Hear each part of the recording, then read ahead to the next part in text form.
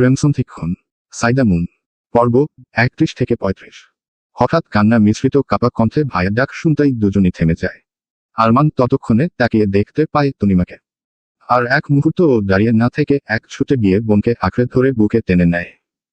তুই কোথায় গিয়েছিলি তনু? ঠিক আছিস তো জান আমার? জানিস ভাইয়া কতটা টেনশনে ছিলাম। ভাইয়ার কথা একবারও ভাবলি না? বলতেই তনিমার দুগাল হাতের মুঠোয় নিয়ে কপালে চুমু খায় আরমান। বোনকে আঁকড়ে ধরে বারবার শ্বাস নিচ্ছে সে। চোখে পানি চকচক করছে। বোঝায় যাচ্ছিল বোনকে হারিয়ে সে কতটা ভেঙে পড়েছে।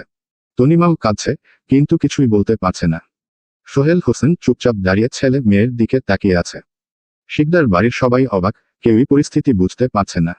তনিমার কেউ নেই তা জানে তারা। তবে এরা কারা? তবে কি মেয়েটা মিথ্যা বলেছে? বিল্লাল সাহেব এগিয়ে এসে গম্ভীর কণ্ঠে জিজ্ঞেস করলেন, তনিমা, এরা কি তোমার বাবা ভাই? তনিমা ভাইকে ছেড়ে চোখ মুছে মাথা নিচু করে দাঁড়ালো। ভয়ে ভয়ে মাথা নেড়ে বলল, জি। কথাটুকু শুনতাই সবাই রেগে যায়। মেয়েটা এভাবে তাদের ঠকালো। তালহা গরম গলায় চেঁচিয়ে ওঠে, তো মিথ্যা বললে কেন আমাদের? তোমার একটা মিথ্যায় কত বড় গন্ডগোল হয়েছে সেই খেয়াল আছে কি? তোমার কারণে আমাদের বাড়ি বয়ে অপমানিত হতে হচ্ছে। তনিমা ভয়ে আরো মিয়ে যায়। আরমান তার সামনে এসে দাঁড়িয়ে রাগী কণ্ঠে বলল, এই সাবধানে কথা বল। এভাবে চেঁচাচ্ছিস কেন? তালহা চেঁচিয়ে ওঠে, তোর বোন কি কাণ্ড করেছে তাকেই জিজ্ঞা। আরমান বোনের দিকে তাকায়, চোখে প্রশ্ন, কিন্তু তনিমা মাথা নিচু করে আছে। সোহেল হোসেন এগিয়ে এসে জিজ্ঞেস করলেন, কি হয়েছে, কিছু বলছো না কেন? তনিমা কাপা কণ্ঠে বলল, ওদের কোনো দোষ নেই। আমি নিজেই ওদের সাথে এসেছি। আরমান পাশ থেকে জিজ্ঞেস করল, মানে? তানিয়া বেগম এগিয়ে এসে বললেন, আমি বলছি কিভাবে আপনার মেয়ে আমাদের মিথ্যা বলে এত বড় ঝামেলায় ফেলেছে। তারপর পরশুদিন থেকে আজ পর্যন্ত ঘটনার পুরো বিবরণ শোনালেন। শেষে বললেন, মানলাম আপনার মেয়ে আমাদের অনেক বড় উপকার করেছে। তার জন্য আমরা চিরকৃতজ্ঞ থাকব। তবে তাই বলে এমন মিথ্যা বলবে? আমাদের বিশ্বাসের সুযোগ নিবে? সোহেল হোসেন রেগে মেয়ের দিকে এগিয়ে গিয়ে এক ঝাপটা মেরে তার হাত ধরে বললেন, কি এসব? কি শুনছি তনিমা? এসব কি সত্যি? তনিমা মাথা নাড়তেই মুহূর্তের মধ্যে সোহেল হোসেনের হাত উঠে আসে। ঠাস করে এক থাপ্পড় লাগে তনিমার গালে। থাপ্পড়ের শব্দে করিডোরটা থমকে যায়। তনিমা চমকে উঠে দুহাত দিয়ে কাল চেপে ধরে। পরের সেকেন্ডেই কেঁদে ওঠে জোরে জোরে। আরমান দ্রুত এগিয়ে এসে বোনকে টেনে আড়াল করে নেয় বাবার সামনে থেকে। সোহেল হোসেনের কণ্ঠ রাগে কাঁপছে। বেশি আদর করি বলে যা ইচ্ছে তাই করবে। হোস্টেল থেকে পালিয়ে এত বড় ঘটনা ঘটিয়ে বসে আছো। একবারও ভাবলেন না যদি কোনো খারাপ লোকের হাতে পড়ে যেতে? যদি এই পরিবার আজ তোমাকে না পেত, কি হতো তোমার? একবারও ভেবেছ তুমি হোস্টেল থেকে কেন পালালে? আমি কি এই শিক্ষা দিয়েছিলাম? তার একের পর এক হুঙ্কারে সবাই চুপ। সবার দৃষ্টি তনিমার দিকে। এতক্ষণ চুপ থাকা তনিমা এবার আরমানের হাত ছাড়িয়ে বাবার সামনে এগিয়ে আসে। তার দৃষ্টি ভেজা, তীব্র অভিমান মেশা। নিজের অন্য গালটা পেতে ধরে তীব্র কণ্ঠে বলল, মারবে আমায়? মারো, আরো মারো। এই যে গাল পেতে রেখেছি, মারো না। তার কথায় সোহেল হোসেন থমকে যান। রাগ আর অপরাধবোধের মাঝখানে কেমন আটকে যায় তার চোখ। উপরে দাঁড়িয়ে থাকা মেহরিন, তাহিয়ারা ভীষণ অস্বস্তিতে পড়ে যায় মেয়েটার এই ভাঙা অবস্থায়। খারাপ লাগে তার জন্য। দ্রুত তারা নেমে আসে। ফাইজা ঋতুরাও এগিয়ে আসে, সবাই নিঃশব্দে তাকিয়ে আছে তাদের দিকে।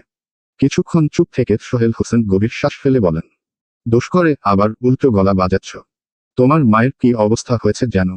আমি সারারাত টেনশনে ঘুমাইনি। তোমার ভাই কাল থেকে পাগলের মতো অলিগলি ছুটে বেড়াচ্ছে।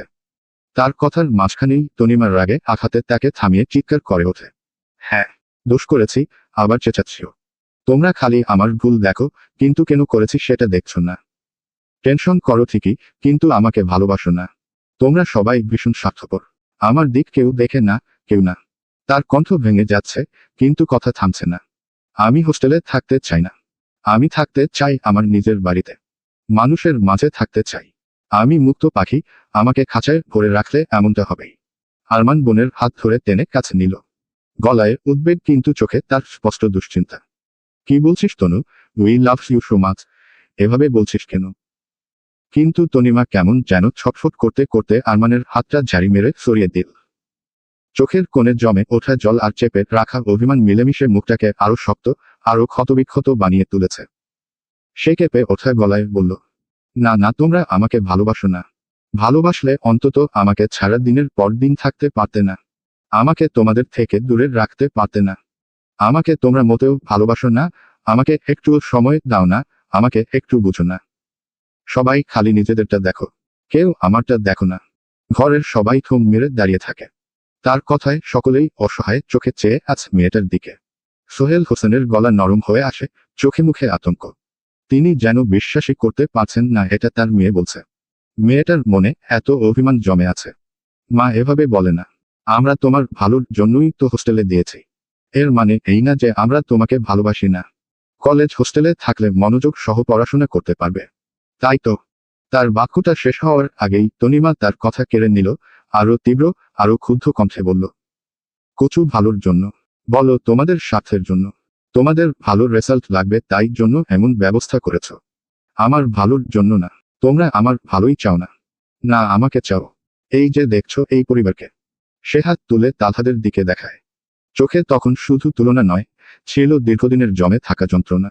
ওরাও আমাদের মতোই যৌথ পরিবারের লোক। ওদের বাড়ির ছেলেরাও ব্যস্ত থাকে, বড় বড় বিজনেসম্যান, সারাদিন কাজ কামে থাকে। তবুও দিন শেষে পরিবারকে সময় দেয়। ওই যে দেখছো তাহিয়া।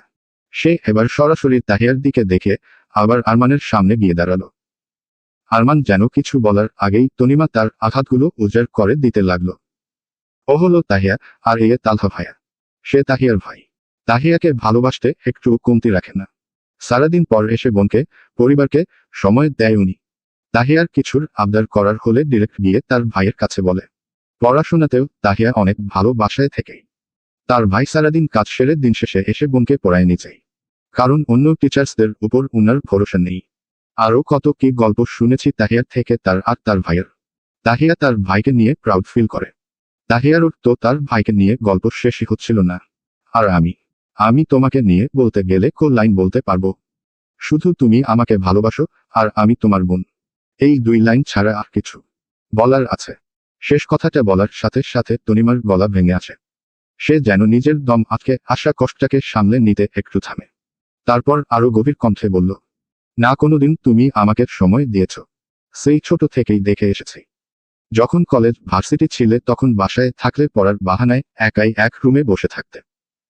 আমি বলতাম ভাইয়া একটু খেলো আমার সাথে, তোমার সময়ই হতো না। বড় হওয়ার পর তুমি হলে বিজনেসম্যান, সঙ্গে আরো মহাবিজি হয়ে উঠলে।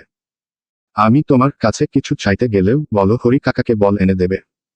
আর নয়তো হাতে টাকা ধরিয়ে দিতে।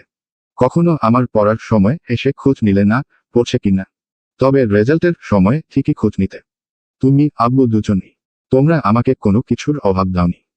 কিন্তু আমাকে সময়ের অভাব দিয়েছ, ভালোবাসার অভাব দিয়েছ। ওহ সরি, ভুল বললাম। ভালোবাসো তোমরা, আমি জানি আমি তোমাদের জান। তবে সময় হয়ে ওঠে না সেই জানকে সময় দেওয়ার, জানের যত্ন করার। শেষ লাইনটা যেন পুরো ঘরটাকে নিস্তব্ধ করে দিল। আরমান, সোহেল কারোর মুখেই শব্দ নেই। হঠাৎ তাদের কাছেও যেন নিজেদের ভুলগুলো স্পষ্ট হয়ে উঠল। সোহেল হোসেন এতটা সময় যে শক্ত হয়ে দাঁড়িয়েছিলেন, সেই মানুষটা হঠাৎ ভেঙে পড়লেন। তিনি ধীরে ধীরে এগিয়ে এসে মেয়েকে টেনে বুকের মধ্যে চেপে ধরলেন। যেন ভয় পাচ্ছেন এই কাঁপতে থাকা মেয়ে তাকে ছেড়ে চলে যাবে, সেই ভয়ে। তার চোখ বেয়ে ফোঁটা জল পড়ে তনিমার কাঁধে। কাঁপা, অপরাধবোধে ভরা কণ্ঠে তিনি বললেন, আব্বুর উপর তোমার এত অভিমান? আব্বু তো ভুল করেছে মা। তুমি না আমার মা লাগো। মা হয়ে ছেলেকে কি একটু মাফ করা যায় না? প্রমিস করছি আমার মাকে আর একা রাখবো না। অনেক অনেক সময় দেব। তনিমা বাবার বুকে মুখ গুজে ঠিক ছোট্ট বাচ্চাদের মতো হেঁচকি তুলে কাঁদছে। এতদিনের জমে থাকা সব কষ্ট যেন এই কান্নার স্রোতে ধুয়ে বেরিয়ে আসছে। উপস্থিত সবাই নিঃশব্দে দাঁড়িয়ে, সকলের চোখের ভেতর পানি থই থই করছে। মাহাদিত আবেগ সামলাতে না পেরে ভা ভা করে কেঁদে উঠল। আফতাব সাহেব তৎক্ষণাৎ ছেলেকে বুকে জড়িয়ে নিলেন।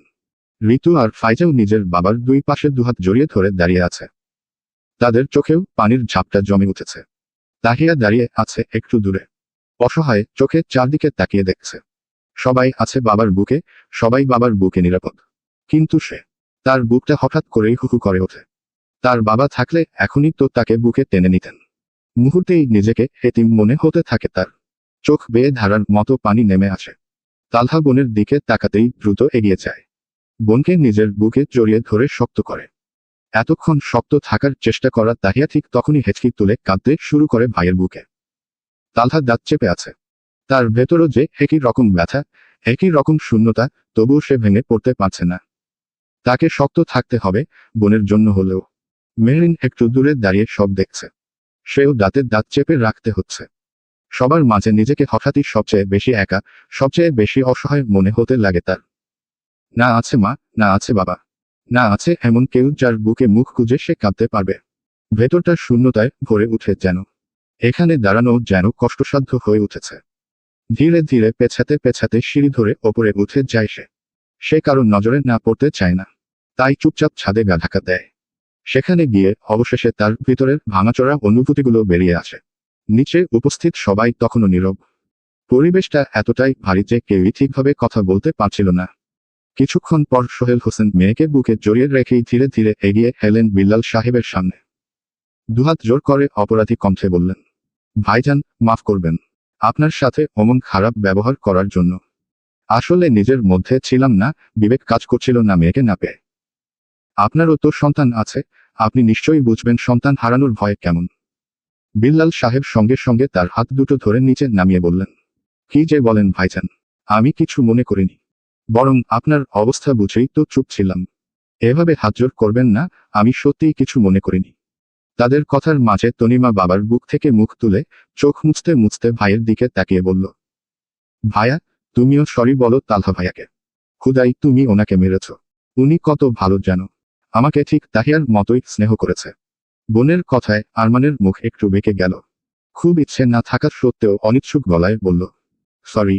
তালহা খানিকটা ডোন্ট কেয়ার ভঙ্গিতে তনিমার দিকে তাকিয়ে শান্ত গলায় বলল, তার দরকার নেই। তুমি বলো, আর এমন করবে? এভাবে মিথ্যা বলবে? তনিমা সঙ্গে সঙ্গে মাথা নাড়তে থাকে, তারপর কানে ধরে তালহার সামনে এসে দাঁড়ায়। সরি ভাইয়া, আর এমন করব না। আমি ইচ্ছে করে মিথ্যা বলিনি। যদি সত্যি বলতাম তাহলে তোমরা আমার পরিচয় জানতে চাইতে, বাসায় দিয়ে আসতে, আর আব্বুরা আমাকে আবার হোস্টেলে পাঠাতো। আমি আর ওই হোস্টেলের বন্দি জীবনে ফিরে যেতে চাই না। তালহা এবার তনিমার মাথায় হাত রেখে নরম কণ্ঠে বলল, তাই বলে এত বড় রিস্ক নিবে? ভালো লাগছে না সেটা তুমি তোমার আব্বুকে, ভাইয়াকে আর নয়তো পরিবারের কারো না কারো কাছে বলতে। কাল যদি আমাদের হাতে না পড়ে অন্য কারো হাতে পড়ে যেতে, তারা যদি তোমার সাথে খারাপ কিছু করত, তখন কি আর তোমার পরিবারের কাছে যেতে পারতে? তুমি কি তাদের ছাড়া থাকতে পারতে আজীবন? তনিমা কান্না কান্নার কণ্ঠে মাথা ঝাঁকিয়ে বলল, একদমই না। তাহলে? তনিমা নিচু গলায় বলল, আর এমন করব না। তারপর দুই পরিবারের মাঝে ভুল বোঝাবুঝি ভেঙে কিছুক্ষণের মাঝে সুন্দর সম্পর্ক গড়ে ওঠে, শুধু তালহা আর আরমান ব্যতীত। তনিমারা চলে যেতে উদ্যত হলে সবাই অনুরোধ করে অন্তত খেয়ে যেতে, কিন্তু সোহেল হোসেনের জরুরি কাজ থাকায় তারা আর থাকতে পারেননি। বিদায় নেওয়ার সময় তিনি হাসিমুখে বলে গেলেন, একবার সময় নিয়ে অবশ্যই আবার আসব। সবার মুখেই তখন হালকা হাসি। তনিমারা গাড়িতে উঠতেই তালহা শেষবারের মতো তনিমাকে সাবধান করে দেয়, এমন বাচ্চামো যেন আর না করে। এরপর সে তনিমার বাবাকেও ভদ্রভাবে বোঝায়, মেয়েকে যেন সামান্য হলেও সময় দেন। মেয়ে কি চায় তা যেন বোঝেন। সবসময় নিজেদের ইচ্ছে চাপিয়ে না দিতে। কারণ সন্তানের ভুলের পেছনে অনেক সময়ে থাকে পরিবারের অদৃশ্য চাপও। তনিমা বিদায়ের আগে আরেকটা আবদার করে বসে। সে নাকি তাহিয়াদের কলেজেই পড়বে। বাবার চোখে আবার সেই হারিয়ে ফেলার ভয় জেগে ওঠে। তাই এবার তিনি একটুও আপত্তি করেন না। যেন মেয়েকে হারানোর আতঙ্ক তাকে পুরোপুরি বদলে দিয়েছে। এখন তার কাছে মেয়ের ইচ্ছাই যেন শেষ কথা। কিছু কিছু সময় মা বাবারা সন্তানের ভালো চাইতে গিয়েই এমন সিদ্ধান্ত নিয়ে বসেন, যা উল্টো ক্ষতি ডেকে আনে। তনিমার ক্ষেত্রেও ঠিক সেটাই হয়েছে। মানলাম তার এমন বাচ্চামো করা উচিত হয়নি, কিন্তু এর পেছনে যার বড় হাত আছে তা তার নিজের পরিবারের। সন্তানের মতামতকে অগ্রাহ্য করে যে কোনো সিদ্ধান্ত চাপিয়ে দিলে শেষে এমনই বিপর্যয় ঘটে। শুধু টাকা দিয়ে সন্তানকে ভালো রাখা যায় না। টাকা নিরাপত্তা দেয়, কিন্তু সম্পর্ককে আঁকড়ে ধরে রাখে না। পরিবারের বন্ধন, বোঝাপড়া, কথোপকথন, এসবই আসল ভিত্তি। যখন সেই ভিত্তি দুর্বল হয়ে যায়, তখন সন্তানও ভুল পথে হাঁটে, আর পরিবারও অজান্তে সেই ভুলকে ঠেলে দেয় আরো সামনে। মা বাবার সন্তানের ভালো চাওয়ার পাশাপাশি তাদের ভালোটা আসলে কিসে সেটাও বোঝা উচিত। তালহা ধীরে ধীরে ছাদে উঠে আসে। সেই তখনই মেহরিনকে উপরে আসতে দেখেছিল। মেয়েটার মন খারাপ, তা সে বুঝতে পারলেও তখন কিছু করার উপায় তার ছিল না। কি করবে সে? সে যে তাকে সকলের সামনে বউ হিসেবে পরিচয়ও করাতে পারল না, সে কিভাবে সকলের সামনে তার পাশে দাঁড়াবে? এই ভাবনাই তার বুকের ভেতর ঘুরপাক খাচ্ছিল। ছাদের দরজার কাছে আসতেই কারো ফুপিয়ে ফুপিয়ে কান্নার আওয়াজ শোনার সঙ্গে সঙ্গে তালহার পা থেমে যায়। বুকের ভেতর অচেনা ব্যথা জেগে ওঠে। মেহরিন কাঁদছে, আর সেই কথাটাই মস্তিষ্ককে নাড়িয়ে দিল। দ্রুত পায়ে আগ বাড়ায়। সামনে এগোতেই চোখ পড়ে দোলনায় বসে থাকা মেহরিনের ওপর। পা তুলে হাঁটুতে হাত দিয়ে ভর করে মাথা নিচু করে রেখেছে, অনেকক্ষণ কান্নার ফলে থেকে থেকে হেঁচকি উঠছে। তালহা চুপচাপ মেহরিনের সামনে এসে দাঁড়ায়। হঠাৎ কারো উপস্থিতি টের পেয়ে কান্না থেমে যায় মেহরিনের। মাথা তুলে তাকাতেই সে তালহাকে দেখতে পায়। তার ভেজা ফোলা ফোলা চোখ, লাল হয়ে যাওয়া নাক মুখ সব মিলিয়ে এই অবস্থা দেখে তালহার বুক আরো মোচড়ে ওঠে। এগিয়ে গিয়ে মেহরিনের পায়ে হাত দেয়। মেহরিন পা সরাতে গেলে তালহা বাধা দেয়। মেহরিনের দুটো পা একটু তুলে সে তার পাশে দোলনায় বসে পড়ে। নিজের কোলের ওপর মেহরিনের পাজোড়া রাখে। তারপর সরাসরি দুহাতের হাজলায় মেহরিনের মুখ টেনে ধরে বৃদ্ধা আঙুল দিয়ে চোখ মুছতে মুছতে চিন্তিত কণ্ঠে বলে, বেশি খারাপ লাগছে। তালহার আদুরে কণ্ঠে মেহরিনের কান্না যেন আরো উপচে পড়ল। সঙ্গে সঙ্গে সে শরীর ঝাঁকিয়ে কেঁদে ওঠে। কান্নার জোর বাড়তে দেখে তালহা একটানা মেহরিনকে নিজের বুকে আগলে নিল। মাথায় আলতো হাত বুলিয়ে শান্ত করার চেষ্টা করল, তবে মেহরিনের কোনো থামার নাম নেই। শার্ট খামছে ধরে বুকে মাথা রাখা অবস্থাতেই মেহরিন চোখের জল ফেলতে লাগলো। কান্নার ফাঁকে ফাঁকে হেঁচকি উঠছে, ফলে পুরো শরীর যেন ঝাড়া দিয়ে কেঁপে উঠছে বারবার। তালহা চুপচাপ তাকে আগলে ধরে আছে। মেয়েটা যদি কান্না করে একটু হলেও হালকা অনুভব করে, সেই আশায়। অনেকক্ষণ একধারে কান্না করতে করতে যখন ক্লান্ত হয়ে থামল মেহরিন, তালহা দীর্ঘশ্বাস ফেলে তার মুখ তুলে চোখে চোখ রাখল। নরম সুরে জিজ্ঞেস করল, কান্না থেমেছে বউ? শেষের বউ শব্দটা শুনেই মেহরিন চোখ বড় বড় করে অবাক দৃষ্টিতে তাকিয়ে রইল। কান্না এক মুহূর্তেই থেমে গেল, যেন হঠাৎ বর্ষর শক খেয়েছে। তালহা হালকা হেসে মেহরিনের চোখের পানি মুছে গাল টিপে বলল, এভাবে তাকাবেন না, আমার কিছু মিছু করতে ইচ্ছে করে। মেহরিন অবাক হয়ে মুখ ফুটে জিজ্ঞেস করল, কি? তালহা দুষ্টু হেসে মেহরিনের নাক টিপে বলল, বড়দের বেয়াদবি করতে ইচ্ছে করে। মেহরিন পিটপিট চোখে চেয়ে বড়দের বেয়াদবির মানে ঠিক বুঝে উঠতে না পেরে জিজ্ঞেস করল, এর মানে? তালহা সোজা হয়ে বসে হাত দিয়ে চুল ঠিক করতে করতে খাট খাট করে তাকিয়ে বলল, এর মানে বোঝার জন্য আপনাকে আগে বড় হতে হবে। কেন এখন বোঝানো যাবে না কেন? কারণ এটা প্র্যাকটিক্যালি বোঝাতে হয়। আর এজন্য আপনাকে বড় হতে হবে। মেহরিন কিছুই বুঝল না, শুধু ফালফাল চোখে তালহার দিকে তাকিয়ে রইল। তার বোকা চাহনিতে মনে মনে হেসে উঠল তালহা। বিড়বিড়িয়ে বলল, আমার অবুঝ বউ। তারপর তালহা প্রসঙ্গ পাল্টে জিজ্ঞেস করল, এখন ঠিক লাগছে? মেহরিন মাথা নেড়ে হ্যাঁ বোঝাল। তালহা মেহরিনের ডান হাত নিজের হাতের মুঠোয় নিয়ে নরম হাতটা আলতো করে চেপে ধরল। হাতের সঙ্গে খেলতে লাগে সে। তা দেখে মুচকি হাসি ফুটল মেহরিনের মুখে। তালহা তার কাজ চালিয়ে যাওয়ার মধ্যেই মেহরিনের চোখে চোখ রাখল। মনের মধ্যে কি চলছে?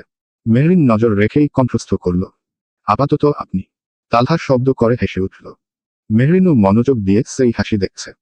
তালহা আবারও জিজ্ঞেস করল, তার আগে কি চলছিল? মেহরিন তপ্ত শ্বাস ফেলে বলল, তেমন কিছু না। তালহা এবার গভীর চোখে চেয়ে আছে মেহরিনের চোখের দিকে। মেয়েটির চোখই যেন তার মনের কথা বলছে। সে ঠিক নেই, ভেতরে কিছু গোলমেল হচ্ছে। হাতটা ছেড়ে মেহরিনের পেছনে দিয়ে নিজের এক হাত নিয়ে তার এক বাহু জড়িয়ে নিজের সাথে মিশিয়ে নিল। চাইলে শেয়ার করতে পারো, শেয়ার করলে মনটা হালকা হবে।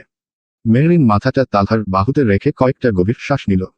তারপর ধীরে বলল, একটু খারাপ লাগছিল। হঠাৎ আব্বু আম্মুকে মিস করছিলাম। যদিও জন্মের পর থেকে মা বাবার মায়া কি জিনিস বুঝিনি। তাদের আদর পাইনি। তবে তখন নিজের অজান্তেই একটু বেশি ইমোশনাল হয়ে পড়েছিলাম। চারিদিক কেমন যেন ফাঁকা লাগছিল, আমার কাছে কেউ নেই এমন অনুভূতি হচ্ছিল। মেহরিনের প্রতিটি শব্দ মনোযোগ দিয়ে শুনছে তালহা। শুনতে শুনতে নিজের ভেতরই ভীষণ অপরাধবোধে ডুবে যাচ্ছে সে। মেয়েটার প্রয়োজনে তাকে পাশে পায় না। তালহা চাইলেও থাকতে পারে না। সবকিছু কেমন এলোমেলো হয়ে গেছে। বাড়ির সবার কাছে বেস্ট ছেলে, বেস্ট ভাইয়ের খেতাব মেইনটেইন করতে গিয়ে স্বামী হিসেবে সে যেন ব্যর্থ হয়ে যাচ্ছে। কিন্তু করবেই বাকি। সে তার ক্যারেক্টার এমনভাবে সকলের সামনে প্রেজেন্ট করেছে যে হঠাৎ করে এত বড় সত্য কারোর সামনে আনা অসম্ভব হয়ে গেছে। একটা ভয় প্রতিনিয়ত তাকে তাড়া করে বেড়ায়, যদি মা সত্যিটা জেনে কষ্ট পান, যদি ছোট বোনটার ওপর খারাপ প্রভাব পড়ে। আর তার চেয়েও ভয়ঙ্কর চিন্তা, মেহরিনের প্রতি সবার যেই সম্মান, যেই স্নেহ, যেই ভালোবাসা, তা যদি এক লহমায় ফিকে হয়ে যায়। মেয়েটা তো জন্ম থেকেই অনাদর অপমানের জীবনে বড় হয়েছে। তার জীবনে আবার কষ্ট বাড়ানোর মানুষ সে হতে চায় না। সে তো চায় সব দিক সামলে নিতে, কিন্তু সামলাতে গিয়ে যেন আরো বিশৃঙ্খলা তৈরি করছে প্রতিনিয়ত। হঠাৎ তালহা উঠে দাঁড়ালো। তারপর মেহরিনের সামনে হাঁটু গেড়ে বসল। তার দু হাত আলতো করে ধরে মেহরিনের দিকে চাইল। হঠাৎ নিজের পায়ের কাছে তালহাকে বসতে দেখে মেহরিন হকচকিয়ে গেলেও তালহার করুণ চোখ দুটো দেখে তার বুক কেঁপে উঠল। কি হয়েছে আপনার? আপনাকে ঠিক লাগছে না। তালহা চোখ বন্ধ করে নিজেকে সামলে নিল। তারপর ভারী কণ্ঠে বলতে লাগল, আমার উপর তোমার পূর্ণ অধিকার থাকার পরেও যখন তুমি সেই অধিকার খাটাতে পারো না, প্রয়োজনে আমাকে পাশে পাও না, শূন্য হাতে ফিরে যেতে হয় তোমাকে, তখন না আমার নিজের উপর ভীষণ ঘৃণা হয়। তালহার অসহায় দৃষ্টি দেখে মেহরিন মাথার দুদিকে নেড়ে উঠল। এভাবে বলবেন না, আমি তো বুঝি, আপনার অবস্থা বুঝি। তালহা দীর্ঘশ্বাস ফেলে মেহরিনের হাত দুটো এক করে নিজের ঠোঁটের কাছে এনে হালকা ছুঁয়ে বলল, তুমি বউ হয়ে তোমার সেরাটাই দিচ্ছ, চেষ্টা করছো আমাকে বুঝতে, কিন্তু আমি স্বামী হয়ে তোমায় কি দিতে পেরেছি? তোমার প্রাপ্য অধিকার দিতে পারছি না, তোমার যোগ্য সম্মানটাও দিতে পারছি না, নিজেকে কেমন কাপুরুষ মনে হয়। শেষ কথাটুকু বলতেই মেহরিন দ্রুত নিজের এক হাত ছাড়িয়ে তালহার মুখ চেপে ধরল। হুস, আর এমন ধরনের কথা বলবেন না। আপনি আমার চোখে সুপুরুষ। পরিস্থিতি আমাদের হাতের বাহিরে, তাই হয়তো সামনে আরেকটু বেগ পোহাতে হবে। তবে চিন্তা করবেন না, আমি ধৈর্য ধরে আছি আপনার পাশে। একদিন না একদিন তো প্রকাশ্যে বলতে পারবো আমি মিসেস তালহা শিকদার। তালহা মেহরিনের মায়াভরা মুখে আলতো হাত বুলিয়ে দিল। মেহরিনও তার হাতের ওপর হাত রেখে চুপচাপ তাকিয়ে রইল। হঠাৎ তালহা দৃঢ় কণ্ঠে বলে উঠল, আমি তোমাকে প্রমিস করছি মেহরিন, আমি তোমাকে সসম্মানে সকলের সামনে মিসেস তালহা শিকদার হিসেবে নিয়ে আসব। তবে এর জন্য আমাকে একটু সময় দিতে হবে। পরিস্থিতি সামলে আমি তোমাকে আগলে নিব বউ। আর কিছুদিন শুধু একটু কষ্ট সহ্য করো। চিরকালের জন্য আমার বুকে তোমাকে নিয়ে আসবো আমি, বিন্দুমাত্র একা অনুভব করতে দিব না তোমাকে। মেহরিনের চোখ মুখ চকচকে করে ওঠে আনন্দে।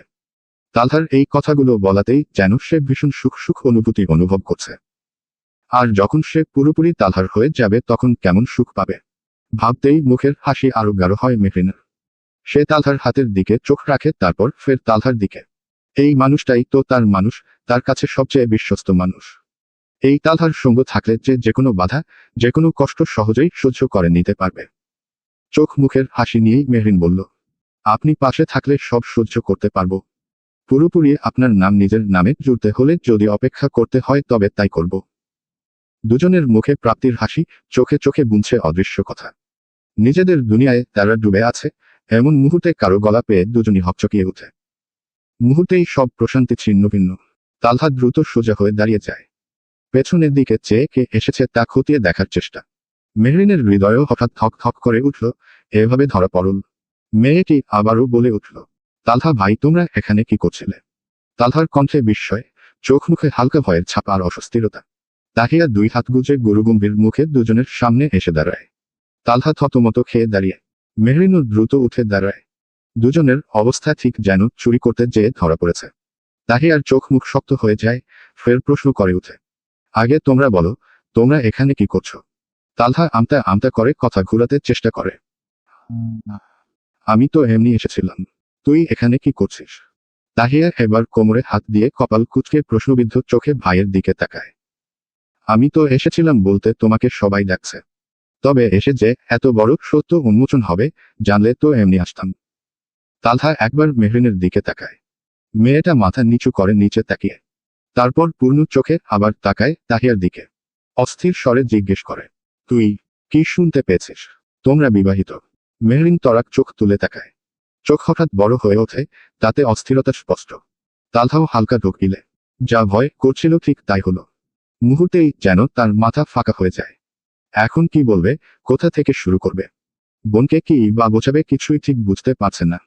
সে দ্রুত সামনে এসে দাঁড়ায় তাহিয়ার, যেন তাকে বোঝানোর চেষ্টা করতে চাইছে। আসলে তাহিয়া, তুই যেমনটা ভাবছিস আসলে তেমন না। ভাইকে এত ঘাবড়াতে দেখে তাহিয়া থামিয়ে বলে, আসলে নাচলে পরে হবে। আগে বলো, তোমরা সত্যি বিবাহিত কিনা? তালহা কপালে দু আঙুল রাখে, স্লাইড করতে থাকে। চিন্তারা যেন তাকে চেপে ধরেছে। অস্বস্তিরতায় হাঁটা শুরু করে এদিক ওদিক। তালহাকে চুপ দেখে তাহিয়ার কৌতূহল, অস্থিরতা আরো বেড়ে যায়। সে আর নিজেকে থামাতে পারে না। হঠাৎ এগিয়ে গিয়ে ভাইকে থামিয়ে হাত ধরে ঝাঁকায়। বলো না ভাইয়া, মেহরিন কি আমার ভাবি, তোমার বউ? তালহা অসহায় চোখে একবার মেহরিনের দিকে তাকায়। মেয়েটা নিশ্চুপ দৃষ্টিতে তাকিয়ে তার উত্তরের আশায়। কি বলবে এখন সে? ছোট বোনটা কিভাবে নিবে ব্যাপারটা? এসব কি ছোট বোনকে খোলামেলাভাবে বলা যায়? নানান চিন্তা আর দ্বিধা একসাথে মাথায় ঘুরপাক খেতে লাগে তালহার। আর এদিকে তাহিয়ার তো একের পর এক প্রশ্ন চলছে। শেষমেশ উপায়ন্তর না দেখে হঠাৎই সব দ্বিধা সাইডে রেখে বলে ফেলে, হ্যাঁ, আমরা বিবাহিত। মেহরিন আমার ওয়াইফ। কথাটা যেন পুরো পরিবেশটা নিস্তব্ধ করে দিয়েছে। শুধু মেহরিনের ঘন ঘন শ্বাসের শব্দ হচ্ছে। তাহিয়া স্তব্ধ দাঁড়িয়ে, যেন একদম জমে পাথর হয়ে গেছে। অবিশ্বাস্য চোখে তাকিয়ে কখনো ভাইকে দেখছে, তো কখনো মেহরিনকে দেখছে। দুজনেই যেন এখন অপরিচিত কেউ। মেহরিন অপরাধী চোখে চেয়ে আছে তাহিয়ার দিকে। সে তো ইচ্ছে করে আড়াল করেনি, তবুও নিজেকে অপরাধী লাগছে। আর তাহিয়া, তার চোখ তো ধীরে ধীরে পানিতে ভরে উঠছে তীব্র অভিমানে। সঙ্গে সঙ্গে উত্তেজিত হয়ে সে চিৎকার করে উঠে, কি, তোমরা এত বড় কথা লুকিয়ে এসেছো এতদিন ধরে? আর মেহরিন, তুই, ছি, তোকে আমি আমার বেস্ট ফ্রেন্ড কম বোন ভেবেছিলাম, আর তুইও কিনা এতদিন ধরে আমার কাছ থেকে সব লুকিয়ে আসছিলি। তালহা দ্রুত বোনর হাত ধরে শান্ত করার চেষ্টা করে। Don't be hyper Tahiya, calm down. ভাইয়া বুঝিয়ে বলছি শোন তুই। তাহিয়া অভিমানী চোখে ভাইয়ের দিকে চেয়ে বলে ওঠে, আর কি বাকি আছে বলার? আর কি কি লুকিয়েছ? তালহা চুপসে যায়। নিজের চুল টেনে ঘন ঘন শ্বাস ফেলে ফের বলল, ভাইয়াকে ভুল বুঝিস না। সিচুয়েশনে পরে বিয়েটা করতে হয়েছিল আমাদের। আমি আস্তে ধীরে সব সকলের সামনে আনবো। প্লিজ, এর আগে এসব নিয়ে কাউকে কিছু বলিস না, লক্ষ্মী বোন আমার। তাহিয়া তার হাত ঝাটকা দিয়ে ছাড়িয়ে নেয়। ভাইয়ের উপর তার ভীষণ রাগ জমেছে। রাগে অভিমানে কান্না মিশ্রিত কণ্ঠে বলল, তুমি জানো না তোমার বিয়ে নিয়ে আমার কত শখ ছিল। সব তুমি এভাবে ভেস্তে দিলে। আমার একটা মাত্র ভাইয়ের বিয়ে, আমি খেতে পারলাম না, আনন্দ করতে পারলাম না, থাকতে পারলাম না, কিছু করতে পারলাম। তুমি এত সেলফিশ কিভাবে হলে ভাইয়া? তার শ্বাস ভারী হয়ে আসে। কথাগুলো যেন আর নিজের নিয়ন্ত্রণে নেই। আর আম্মুর কি হবে হঠাৎ এসব শুনলে? তার ছেলে যাকে সে অন্ধবিশ্বাস করে সেই তাকে এতদিন ধরে মিথ্যা বলে এসেছে। এটা শুনলে কষ্ট পাবে আম্মু একবারও ভাবনি। ওই দিন তুমি আম্মুকে কেন মিথ্যা বলেছিলে? আম্মু কি ফেলে দিত মেহরিনকে? তালহার মুখ যেন হঠাৎই বন্ধ হয়ে গেছে। চোখে মুখে এক অদ্ভুত শূন্যতার ছাপ। যদি প্রথম দিনই সবকিছু খুলে বলতো, আজ পরিস্থিতি এত জটিল হতো না। সে বুঝতে পারছে এখন যা হচ্ছে বা ফিউচারে যা হবে, সবই তার নিজের ভুলের ফল। নিজের চুপ থাকার জন্যই আজ চারপাশ জটিল হয়ে গেছে। সম্পর্কগুলো যেন এক অদ্ভুত চাপের মধ্যে চাপা পড়ে আছে। সে নিজেই দায়ী, পুরোপুরি দায়ী। এই পরিস্থিতির জন্য কোনো বাইরের দোষ নেই। স্বর এবার নিচু করে প্রশ্নাত্মক চোখে চেয়ে থাকা তাহিয়ার দিকে চেয়ে বলল, আমি মিথ্যা কিছু বলিনি ওই দিন। যা বলেছি সব সত্যই ছিল। শুধু মাঝে আমাদের বিয়েটা স্কিপ করেছি। আমার কাছে আর অপশন ছিল না। আমাদের বিয়েটা খুবই বাজে একটা সিচুয়েশনে হয়েছে। বিয়েতে কারোই মত ছিল না। এর ফিউচার আদৌ হবে কি না সেটারও গ্যারান্টি ছিল না। ভেবেছিলাম এসব জানাজানি হলে মেয়েটার ফিউচারে এফেক্ট পড়বে। তাহিয়া ভাইকে থামিয়ে জেদি কণ্ঠে বলে ওঠে, আমি এই বিয়ে মানি না। আর না, এই মিথুক মেহরিনকে আমি ভাবি মানি। ও একটা প্রতারক, আমার বিশ্বাস ভেঙেছে। ওকে আমি কিছু হিসেবেই মানি না। কথাটা যেন ছুরির মতো মেহরিনের গায়ে বিথল। মুহূর্তের মধ্যে তার চোখ মুখ আরো নিস্তেজ হয়ে আসে। ভেতরের শক্তি যেন ধীরে ধীরে ম্লান হয়ে যাচ্ছে। কি এক অদ্ভুত শূন্যতা অনুভব করছে সে, যাকে জীবনের সুখ দুঃখের সঙ্গী হিসেবে পেয়েছিল, তাকেও কি হারাতে হবে? তার জীবনে কি মানুষ হারানো ছাড়া আর গতি নেই? তালহা দ্রুত এগিয়ে আসে এবং ছাদের দরজা টেনে বন্ধ করে দেয়, যেন কোনো শব্দ বাইরে না যায়। ফিরে এসে দাঁড়ায় তাহিয়ার সামনে, অনুনয়ের স্বরে বলল, প্লিজ তাহিয়া, তুই আমার লক্ষ্মী আপু না। এভাবে চিল্লাস না। সকলে জানাজানি হলে বিষয়টা ব্যাডলি প্রেজেন্ট হবে। মেহরিনের এতে কোনো দোষ নেই। খুদাই তার ওপর রাগ করে থাকিস না। তাহিয়ার ভেতরটা যেন হঠাৎ করেই ভীষণ মনখারাপ, রাগ, অভিমানে ভরে উঠেছে। বুঝতে শেখার পর থেকেই ভাইয়ের বিয়েকে ঘিরে সে কত স্বপ্নই না বুনেছে। লেহেঙ্গা ঠিক করা, গানের লিস্ট বানানো, হুলস্থুল আয়োজন। আর এখন হঠাৎ করেই শুনতে হচ্ছে তার ভাই নাকি বিয়েও করে ফেলেছে। অথচ তারা কেউ জানেই না। তার চেয়েও বেশি কষ্ট পেয়েছে মেয়েটা মেহরিনের জন্য। যে মেয়েটাকে সে অল্পতেই নিজের আপন করে নিয়েছিল, যাকে সে বোনের মতো আগলে রেখেছে, যার সঙ্গে নিজের সবচেয়ে গোপন কথা পর্যন্ত শেয়ার করেছে, যাকে সে বিশ্বাস করত, সেই মানুষটাই কিনা এত বড় বিষয়টা ওর কাছে লুকিয়ে রেখেছে। এই ভাবনাগুলো মাথায় ঘুরতে ঘুরতেই তাহিয়ার বুকটা আরো ভারী হয়ে ওঠে। গলায় হঠাৎ একটা দলা তৈরি হয়, চোখে পানি এসে জমতে থাকে। আমাদের আশেপাশে এমন কিছু মানুষ থাকে যারা খুব দ্রুতই অন্যকে আপন করে নেয়, এবং বিনিময়ে অপরপক্ষ থেকেও এটা আশা করে বসে যে তারাও একইভাবে আপন করে নিবে, একইভাবে যত্ন নিবে, একই গুরুত্ব দিবে। আর পরবর্তীতে প্রত্যাশিত মানুষটা থেকে সেই গুরুত্ব না পেলে তারা তাড়াতাড়ি আহত হয়ে যায়। এসব নরম মনের মানুষদের জন্য দুনিয়াটা বড্ড আলাদা। তাহিয়াও অমনি একজন। সে মেহরিনকে নিজের সবচেয়ে বিশ্বস্ত সঙ্গী ভেবেছিল তাদের মাঝে কোনো সিক্রেট নেই। আর সেই কিনা এত বড় কথা আড়াল করেছে। বিষয়টা তার ছোট্ট মনটাকে বড়সড় ধাক্কা দিয়েছে। তাহিয়া নিজেকে সামলে ভাইয়ের হাতে হাত রেখে থামিয়ে বলল, ভাইয়া, তুমি কি জানো, এই মেহরিনকে আমি নিজের বোনের মতো ভালোবাসি। আর তুমি আমার জান। আমি সবসময় চাই তোমরা দুজনেই সুখে থাকো। কিন্তু তাই বলে দিনের পর দিন এভাবে মিথ্যা বলবে? তালহা শান্ত কণ্ঠে বলল, তুই ভুল বুঝছিস ভাইয়াকে। তুমি কি পাগল ভাইয়া? আমি ভুল বুঝবো? এত বড় খবর শুনে আমি ভুল বুঝবো তোমাকে? আমি তো অনেক খুশি আমার ভাইয়ার লাইফে তাকে ভালো রাখার মতো একজন মানুষ চলে এসেছে। তবে হ্যাঁ, একটু খারাপ লাগছে। বলেই মেহরিনের দিকে তাকালো হতাশ চোখে। আমার বেস্ট ফ্রেন্ড, যাকে আমি বোন ভাবতাম, সে এত বড় কথা লুকিয়েছে আমার থেকে। আমি তো ওর কত সিক্রেট জানি, কই আজ অবধি কাউকেই তো সেসব বলিনি। তাহলে এই সিক্রেটটা কেন জানায়নি? আমি তো বিশ্বাসের মর্যাদা রেখেছি, তবে ও কেন বিশ্বাস করল না? বলতে বলতে তাহিয়ার গলা ভেঙে আসে, চোখে পানি চলে আসে। তালহা বুঝতে পারে বোনটা কষ্ট পেয়েছে। বোনকে আগলে নিল সে, শান্ত করার চেষ্টা করল। একবার মেহরিনের দিকে চোখ যেতেই দেখে তার চোখেও পানি, হয়তো অনুতপ্ত। চোখের ইশারায় কাছে ডাকতেই মেহরিন এগিয়ে আসে। তালহা এক হাতে মেহরিনের হাত শক্ত করে ধরে সান্ত্বনা দেয় সব ঠিক হয়ে যাবে। অন্য হাতে বোনের মাথায় হাত বুলিয়ে নরম সুরে বলে, মেহরিনের এতে কোনো দোষ নেই। ভাইয়া যে তাকে বলতে নিষেধ করেছিলাম। ভাইয়ের আদুরে কণ্ঠে তাহিয়া আরো কেঁদে ওঠে। কান্নাভেজা কণ্ঠে অভিযোগ করতে লাগলো, কেন না করেছিলে? আমি কি খুব খারাপ বোন যে সবাইকে বলে দিব? উহু, একদম না। আমার বোন তো দুনিয়ার সব থেকে বেস্ট বোন। তাহলে বললে না কেন আমাকে? আমি চাচ্ছিলাম না এসব এখন বলবো, যদি এতে তোর উপর খারাপ প্রভাব পড়ে। তালহা থেমে তপ্ত শ্বাস ফেলে ফের বলল, তোর উপর যদি খারাপ প্রভাব পড়ে, আমি নিজেকে মাফ করতে পারবো না। ব্যর্থ ভাই হয়ে যাব। সমাজ যে সবসময় তীক্ষ্ণ নজর রাখে আমাদের উপর, তারা সুযোগ খুঁজে আম্মুর লালন পালনে আঙুল তুলতে। এসব জানাজানি হলে আম্মু, আব্বু, তুই এমনকি আমাদের পুরো পরিবারের সকলের দিকে আঙুল তুলবে এই সমাজ। আমি চাই না কেউ আমার বোনের চরিত্রে, বউয়ের চরিত্রে আঙুল তুলুক। আমি চাই না আমাদের আম্মুর দিকে কেউ আঙুল তুলুক। মরা বাপকে নিয়ে কেউ খোঁটা দিক। তাহিয়া ফুপিয়ে কেঁদে ওঠে।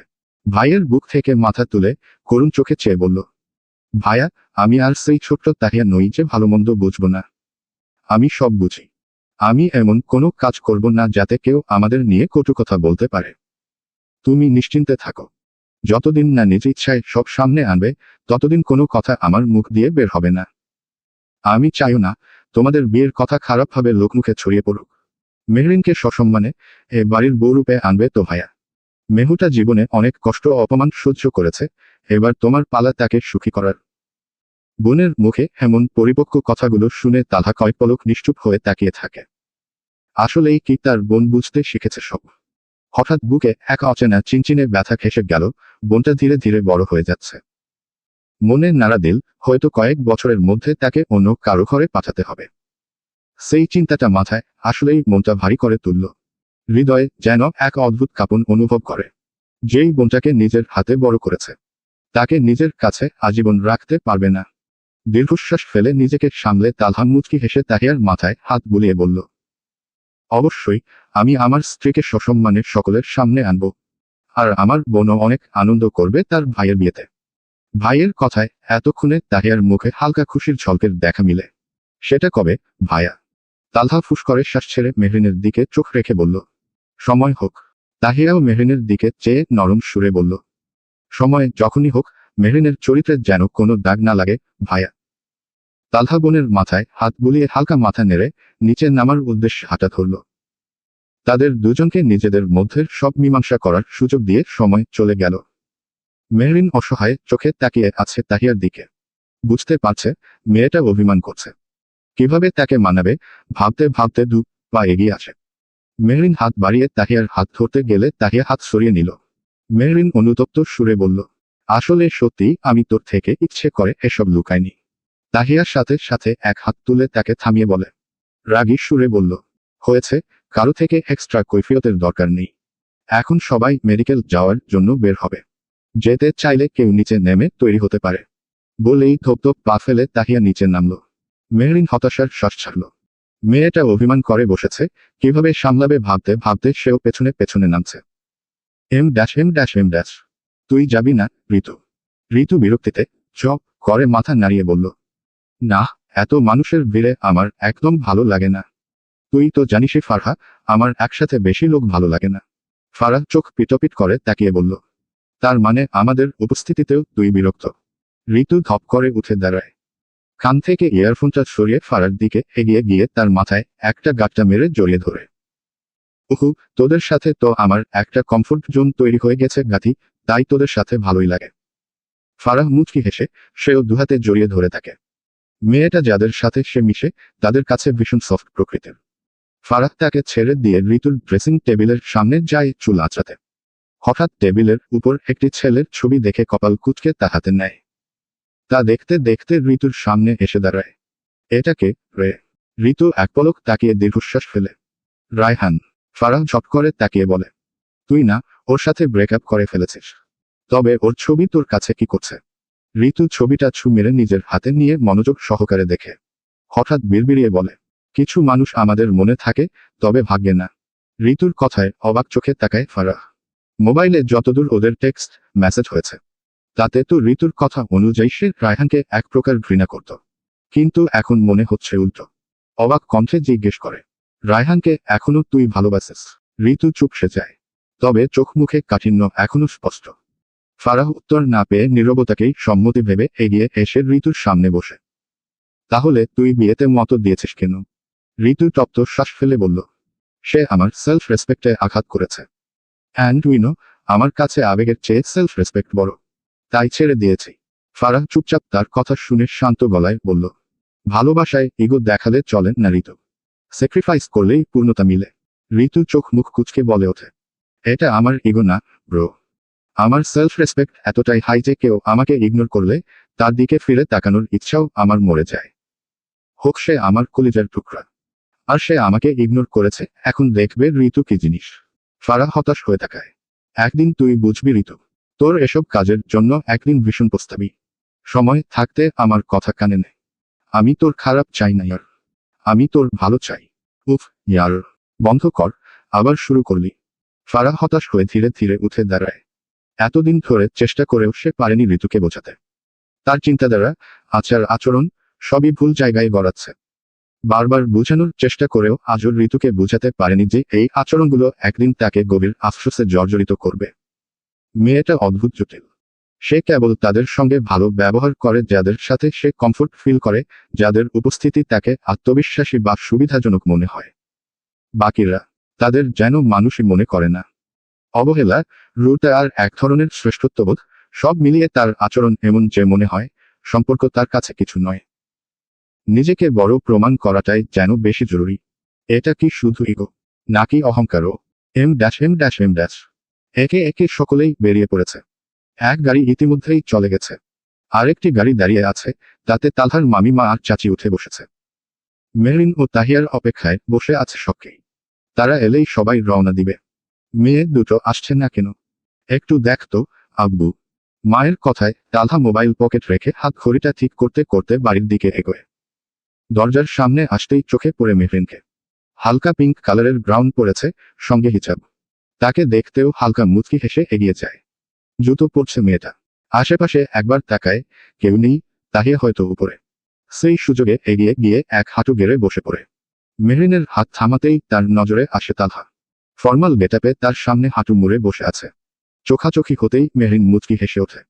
তবে পর মুহূর্তে হকচকিয়ে যায় তালহাকে নিজের পায়ে হাত দিতে দেখে। আজ একদিনেই দুবার পায়ে হাত দিয়েছে লোকটা। দ্রুত পা সরাতে গেলে মেহরিনের পায়ের গোড়ালির আরেকটু উপরে চেপে ধরে থামিয়ে দেয় সে। সাথে সাথে সে থেমে যায়। অতঃপর তালহার দিকে তাকাতেই সে চোখ দিয়ে ইশারা করে পান্না নড়াতে। তালহা আস্তে ধীরে হাতটা নামায় নিচে। সময়টুকু তালহার স্পর্শে মেহরিন দাঁত কিচে দাঁড়িয়ে। তালহা মেহরিনের জুতোর ফিতা লাগাতে শুরু করে। একটা লাগিয়ে আরেকটায় হাত দিতে গিয়ে হালকা সুরসুরি দিতেও মেহরিন নড়ে ওঠে। তালহাও মৃদু হেসে ওঠে। এরপর সেটাও লাগিয়ে দেয়। মেহরিন চুপচাপ তালহার দিকে চোখ রাখে। তাকে দেখতে ব্যস্ত। দুজনেই নিজেদের কাজে ডুবে। চারপাশের কোনো হুঁশ নেই। হঠাৎ তাহিয়ার কণ্ঠ তালহা উঠে দাঁড়ায়। দুজনেই সিঁড়ির দিকে তাকায়। হন্তদন্ত পায়ে নামছে তাহিয়া, মেইন দরজার দিকে তাকিয়ে জুড়ে বলছে, ওহ ভাইয়া, তুমি লাগিয়ে দিচ্ছ। আসলে মেহরিনের কোমরে একটু ব্যথা। নিচু হতে পারে না। আমি সাহায্য করতাম। তার কথায় তালহা কপাল কুঁচকে তাকায়। মেহরিনের অবাক চোখ, তার কোথায় কোমরের ব্যথা। দুজনের অবাক দৃষ্টি দেখে তাহিয়া করা চোখে পেছনে ইশারা করে। সেদিকে তাকিয়ে জোরপূর্বক হেসে বলে, আরে মামানি, তুমি এখানে, বের হওনি? তালহা চোয়াল শক্ত হয়ে আছে। চুলে হাত দিয়ে ঠিক করার ভঙ্গিতে পেছনে ফিরে তাকায়। দেখে ছোট মামি তাদের দিকেই চেয়ে আছে। মুহূর্তেই মেজাজ গরম হয়ে যায়, নিজের উপর রাগ হচ্ছে। সে কি করছে নিজেও বুঝছে না। হুটহাট এসব কি করে বসছে। এভাবে যে বাস খাবে তা কি ভুলে যাচ্ছে। ছোট মামি এগিয়ে এসে বললেন, তোদের দেরি হচ্ছে, দেখে নিতে এসেছিলাম। তালহার সঙ্গে সঙ্গে বলল, হ্যাঁ হ্যাঁ, আয় তোরা তাড়াতাড়ি। বলেই থোপ থোপ পা ফেলে বেরিয়ে যায়। বাকিরাও পেছনে পেছনে বের হয়। গাড়িতে উঠে বসে। তবে ছোট মামির চোখে সন্দেহ থেকেই যায়। পুরো রাস্তা সে তালহা আর মেহরিনের দিকে তাকিয়েছিল। মেডিকেল পৌঁছে সবাই হেঁকে হেঁকে তাহসানের সাথে টুকটাক কথা বলে নেয়। কালকে সকালে সিট কেটে বাড়ি নিয়ে যেতে পারবে। তালহারা আসতেই তার বড় মামা মামিকে বাড়ি পাঠিয়ে দেয়, খেয়ে ফ্রেশ হয়ে আবার আসবেন তারা। তালহা তাদের রেখেই চাচাদের সঙ্গে অফিসে চলে যায়। দুদিন ধরে অফিসে ঠিকমতো সময় দিচ্ছে না। কাজ জমেছে অনেক। এদিকে তাহিয়া মেহরিন দাঁড়িয়ে আছে তাহসানের কেবিনের বারান্দায়। মেহরিন তাহিয়ার সাথে কথা বলার চেষ্টায়, তবে তাহিয়া কথা বলবেই না জিদে। এদিকে তাহসান বারবার ঘাড় ঘুরিয়ে মেহরিনকে দেখছে। বেড থেকে বারান্দায় দাঁড়িয়ে থাকা মেহরিনকে স্পষ্ট দেখছে। হঠাৎ ভেতর থেকে দীর্ঘশ্বাস একটা বেরিয়ে আসে তার। মেহরিন একের পর এক কথা বলছে, আর তাহসান তা মনোযোগ সহকারে দেখছে। কেবিনের একপাশে পাতানো সোফাতে বসে আছে তালহার দাদি নানি। তিতলি বেগম তাহসানের কাছেই বসেছিল এতক্ষণ। হঠাৎ তালহার ছোট মামি তাকে বাইরে ডেকে নেয়। করিডোরের শেষ মাথায় দাঁড়িয়ে আছে দুজন। কি হয়েছে বলবি তো? আপা, আমার কিন্তু ওই মেহরিনকে সুবিধার মনে হচ্ছে না। ছোট ভাইয়ের বউয়ের কথায় তিতলি বেগম কপাল কুঁচকে বললেন, কি বলছিস? মেয়েটা যথেষ্ট ভালো, ভদ্র, মন মানসিকতাও ভালো। তা ভালোই, তবে আমার ঠিক লাগছে না। কিন্তু কেন? কি করেছে মেহরিন? তালহা জওয়ান বিয়ের বয়সী ছেলে। তার সাথে এই মেয়ের বেশি মেলামেশা হচ্ছে না। তিতলি বেগম ছেলের নামে এমন শুনতাই রাগ চেহারায় ভর করে। তুই কি বলতে চাস? আমার ছেলে কেমন আমি ভালো করেই জানি। সে তার সীমা জানে। আজেবাজে কথা আমার ছেলের নামে বলবি না। আরে আপা, উত্তেজিত হচ্ছ কেন? আমি খারাপ কিছু বলছি না। ভালোর জন্যই বলছি, একটু চোখে রাখো। এখনের যুগ ভালো না। তিতলি বেগম কথা এড়িয়ে চুপচাপ চলে আসেন। তার ছেলের প্রতি তার অটুট বিশ্বাস আছে। এসব শুনতেও বিরক্ত তিনি। তার উপর এতদিন ধরে সে থাকতে সে দেখতে পায়নি মেহরিন কেমন। তাই এসব কানেই নিলেন না। হসপিটাল থেকে সকলে ফিরেছে সন্ধ্যার দিকে। বাড়ির বড়রা এখন রান্নাঘরে টুকটাক কাজ সামলাতে ব্যস্ত, আর বাকি সব বিচ্ছুরা খেলাধুলায় মেতে আছে। দোতলা পুরোটা তাদের দখলে, চেঁচামেচি হাসাহাসির শব্দ পুরোটা জুড়েই। 2 দিন ধরে তালহা তাহিয়াদের পড়ার দিকে নজরই দিচ্ছে না। আর সেই সুযোগ পেয়ে দুটো যেন আকাশে উঠছে। পড়ার টেবিলের আশপাশেও ঘেঁষছে না একটাও। যেন বলেই বসেছে, কয়েকদিন পর যে ফার্স্ট ইয়ারের পরীক্ষা। দোতলায় তাহিয়াদের ঘরের মাঝেই রাখা হয়েছে ক্যারাম বোর্ড। চারদিকে 4 জন, তাহিয়া, মেহরিন, রাফা, ফারিহা বসেছে। আর বেচারা গরিব মেহেদি বোর্ডের চারপাশে ঘুরঘুর করেই মরছে, তাকে খেলতেই নিচ্ছে না কেউ। এক একজনের কাছে গিয়ে গিয়ে রিকোয়েস্ট করছে একটা যেন মারতে দেয়। আপু দাও না একটা মারি, দেখো আমি তোমাকে ওই সাদা গুটিটা ঢুকিয়ে দিব। মেহেদির কথা শুনে তাহিয়া গরম চোখে তাকিয়ে এক ধমক দিল। তোকে একটু আগেও একটা মারতে দিয়েছি। আমার ইজি গুটিটা উল্টো নষ্ট করে দিয়েছিস। যা সর।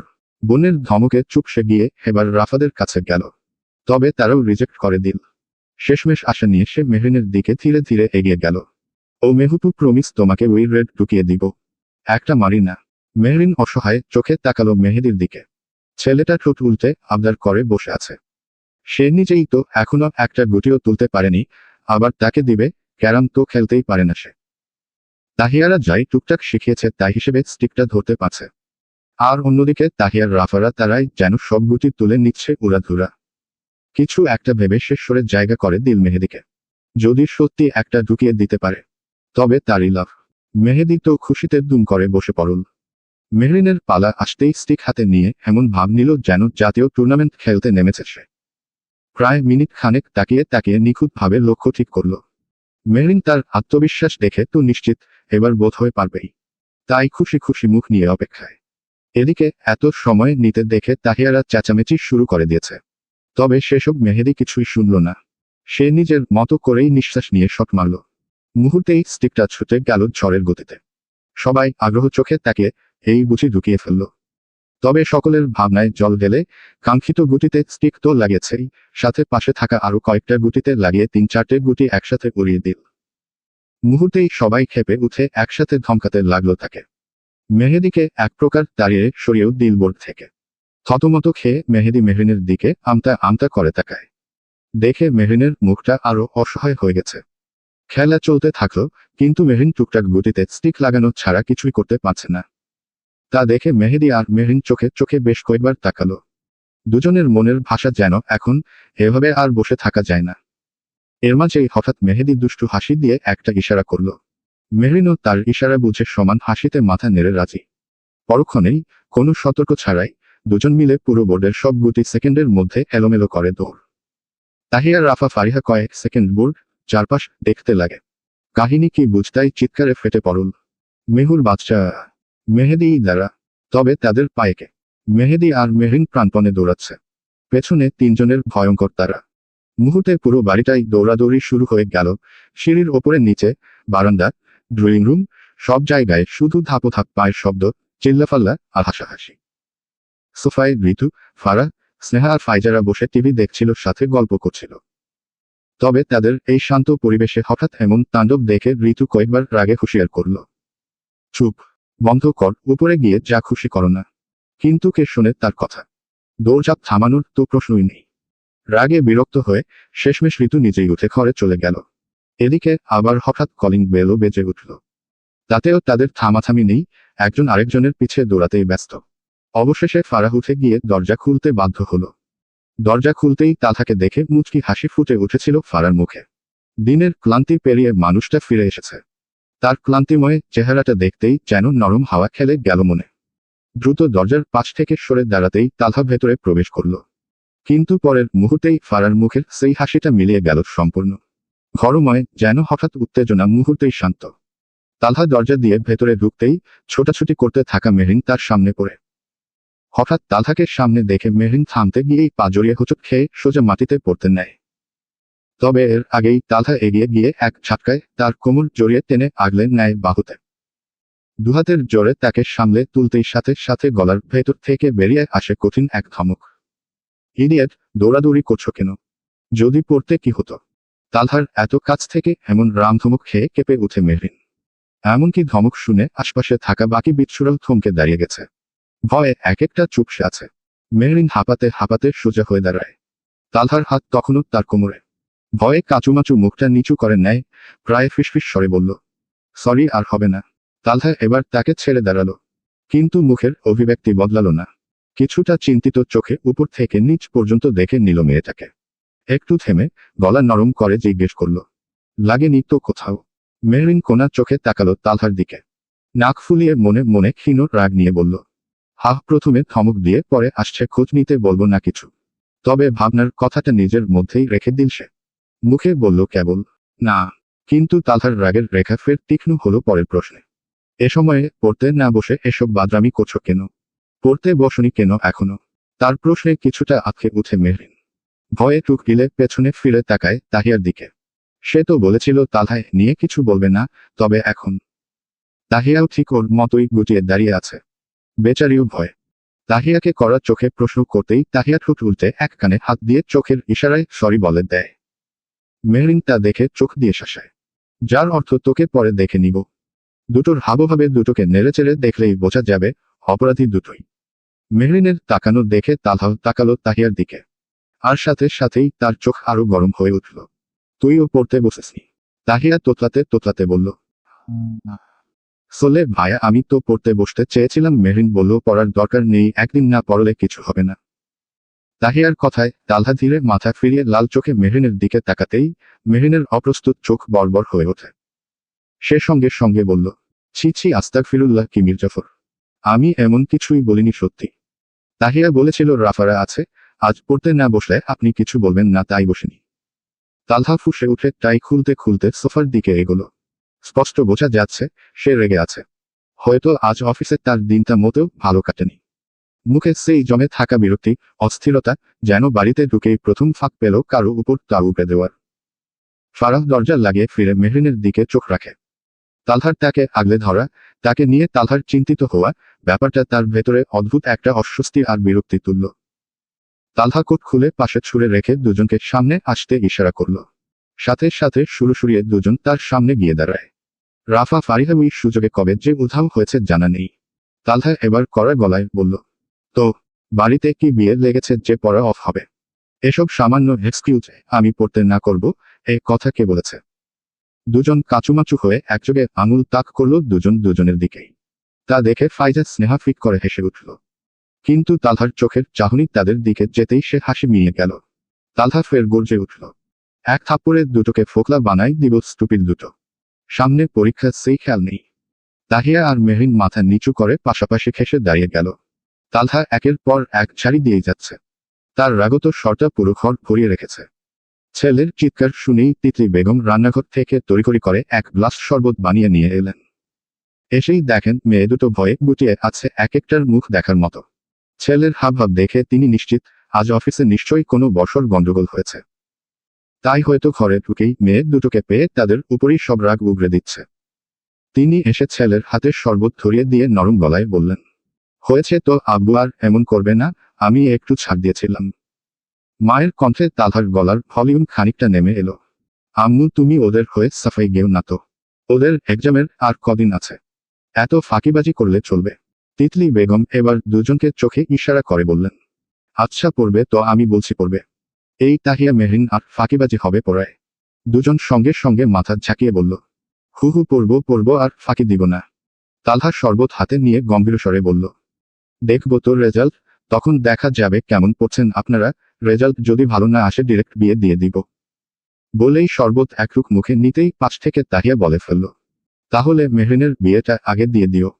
পরের মুহূর্তে তালহা আর মুখের শরবত গিলতে পারল না। মুখ নাক দিয়ে শরবত বেরিয়ে আসার মতো অবস্থা। সঙ্গে সঙ্গে কাশতে শুরু করল। ফারাহ ছুটে গিয়ে তার পিঠে হাত বুলিয়ে দিতে লাগলো। তিতলি বেগম ছেলের মাথায় চাপড় দিয়ে চিন্তিত গলায় বলছেন, আস্তে ধীরে খাবি তো আব্বু। মেহরিন রাগী চোখে চেয়ে আছে তাহিয়ার দিকে। তালহার চোখও তাহিয়ার দিকেই। সে যে দাঁত বের করে হাসছে, কথাটা যে ইচ্ছাকৃতভাবে বলেছে, তা তালহার চোখে এক ঝলকেই পরিষ্কার হয়ে গেল। কাশি থামতেই তালহার রাগী ভঙ্গিতে উঠে দাঁড়ালো। 2 মিনিটের মধ্যে পড়তে বসার আদেশ দিয়ে সে নিজের রুমে চলে গেল। যাওয়ার আগে বোনকে একবার চোখে চোখে শাসিয়ে গেল। তালহা যেতেই তাহিয়া জোরে হেসে উঠেছে। ভাইকে জব্দ করতে পেরেছে সে। এই তো পেয়েছে সুযোগ ভাইকে হাতে আনার। এই সুযোগ কি মিস করা যাবে? পদে পদে আটকাবে। মেয়েকে হাসতে দেখে তিতলি বেগম কিছুটা রেগে বললেন, এক্ষুনি গিয়ে পড়তে বসবি, নয়তো খুনতি নিয়ে আসবো আমি। মায়ের ধমকে তাহিয়া মেহরিনের হাত ধরে রুমের দিকে চলে যায়। মেহরিন তো বকেই চলেছে তাকে, তোর কি আক্কেল নেই? একটু শান্তিতে শরবতটুকু খেতে দিলি না?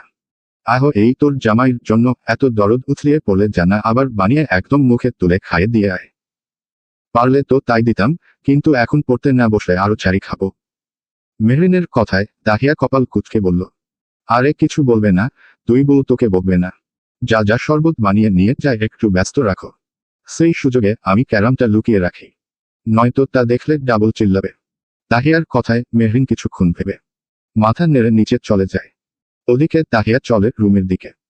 মেহরিন রান্নাঘরে আসতেই তিতলি বেগম বকতে শুরু করে কেন এসেছে। তবে উনাকে কোনো মতে সামলে মেহরিন কফি বানিয়ে হাঁটা ধরে তালহার ঘরের দিকে। পারমিশন না নিয়েই আজ ডিরেক্ট ঢুকে পড়ল।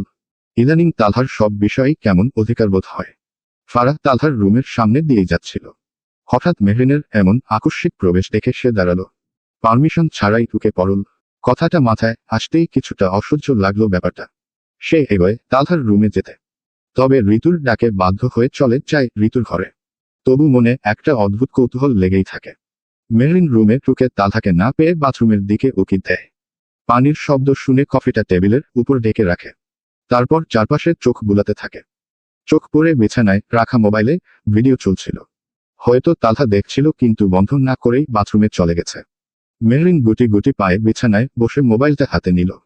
জানে না, তবে ইদানিং একটু বেশি সাহস বেড়েছে। তালহার জিনিসে হাত দিতে ভয় লাগে না। দেখতে পায় মোবাইলে ফেসবুক অন ভিডিও চলছে। কিছুক্ষণ সে নিউজ ফিডে ঘোরাঘুরি করে। হঠাৎ তালহার ফ্রেন্ড লিস্ট দেখার ইচ্ছে জেগে ওঠে মনে। কোনো মেয়ের সাথে কথা বলে কিনা তাও দেখার শখ জেগেছে। তবে কিভাবে দেখবে তা সে জানে না। তাহিয়ার কাছ থেকে একবার দেখেছিল, কিন্তু নিজে ব্যবহার করেনি, তাই ভুলে বসেছে। শেষমেশ নিজের ইচ্ছে দমিয়ে নিউজ ফিডেই চোখ বুলাতে থাকে। যদি উল্টো পাল্টা কিছু করে বসে, তাই ট্রাই করেও দেখল না। একের পর এক পোস্ট ভিডিও, এর মধ্যে একটি পোস্ট ধরা দেয় তার নজরে। কেবল নজরেই না, মনেও। পাখি ডাকটা ভীষণ আদুরে, এক কোমল আনন্দময় সম্বোধন। প্রিয় মানুষের মুখ থেকে এমন স্নেহমাখা ডাক শোনাই এক ধরনের ভাগ্য, এক ধরনের লাক, যা সবার হয় না। তা আপনার প্রিয় মানুষটা আপনাকে কি বলে ডাকে? পোস্টটা পড়তেই মেহরিনের ঠোঁট আচমকাই উল্টে আসে। মাথায় খেলল, আজ পর্যন্ত তালহা তো তাকে কখনো পাখি ডাকেনি। তাহলে কি তাকে ভালোবাসে না? তালহার কাছে কি সে আদুরে নয়? মুহূর্তেই মনটা আরো ভেঙে যায়। সে বসে থাকে গোমরা মুখে, মোবাইল পাশে রেখে। নিজের আজাইরা চিন্তায় ডুবেছে। একবার ভাবছে তালহা তাকে ভালোবাসে না, আবার নিজেকেই প্রশ্ন করছে তালহা মিথ্যাই বা কেন বলবে। তার নানান চিন্তার ভেতর হঠাৎ বাথরুমের দরজা খোলার শব্দে মেহরিন চটফট উঠে দাঁড়ায়। ওড়না ঠিক করে বাথরুমের দিকে তাকাতেই স্তব্ধ হয়ে গেল। তালহার কোমরে শুধুমাত্র তোয়ালে পেঁচানো। গোসল শেষে বেরিয়েছে হয়তো, চুল থেকে পানি টপ টপ করে খাড় হয়ে বুক বেয়ে নিচে পড়ছে। এমত অবস্থায় তালহাকে দেখে মুহূর্তেই লজ্জায় পড়ে যায় মেহরিন। ফট করে সোজা পেছনে ঘুরে দাঁড়ায়। এই শীতের মাঝেও যেন শরীর বেয়ে গরম ধোয়া বের হচ্ছে। তালহা বেরিয়েই মেহরিনকে তার ঘরে দাঁড়িয়ে থাকতে দেখে কপাল কুঁচকায়। মেহরিনের মুখে থেকে লজ্জায় ছি শব্দ বের হতেই তালহা নিজের দিকে তাকায়। দ্রুত তোয়ালের গিট শক্ত করে তালহা দরজার দিকে তাকিয়ে দেখে তা খোলা। মনে মনে একটা বকা দিয়ে বসে, স্টুপিড একটা কাল, কাকে কি বুঝেছি। বড় বড় পা ফেলে এগিয়ে যায়। দরজা আটকে দিয়ে মেহরিনের সামনে দাঁড়ায়, রাগে কপাল কুঁচকে জিজ্ঞেস করল, পড়তে না বসে এখানে কি করছো? মেহরিন ইতস্তত করতে লাগে। আপনার কফি। তালহা ধমকের সুরে জবাব দেয়। আমি বলেছি কফি আনতে। মেহরিন মাথা ঝাঁকিয়ে বলল, না না। তালহা ফুঁসে উঠে বলল, তো আনলে কেন? মেহরিন ভয়ে ভয়ে বলল, ভেবেছিলাম। তাতে যেন তালহার মেজাজ আরো চড়া হলো। সঙ্গে সঙ্গে ঝাড়ি মেরে বসল। ভাবতে কে বলেছে?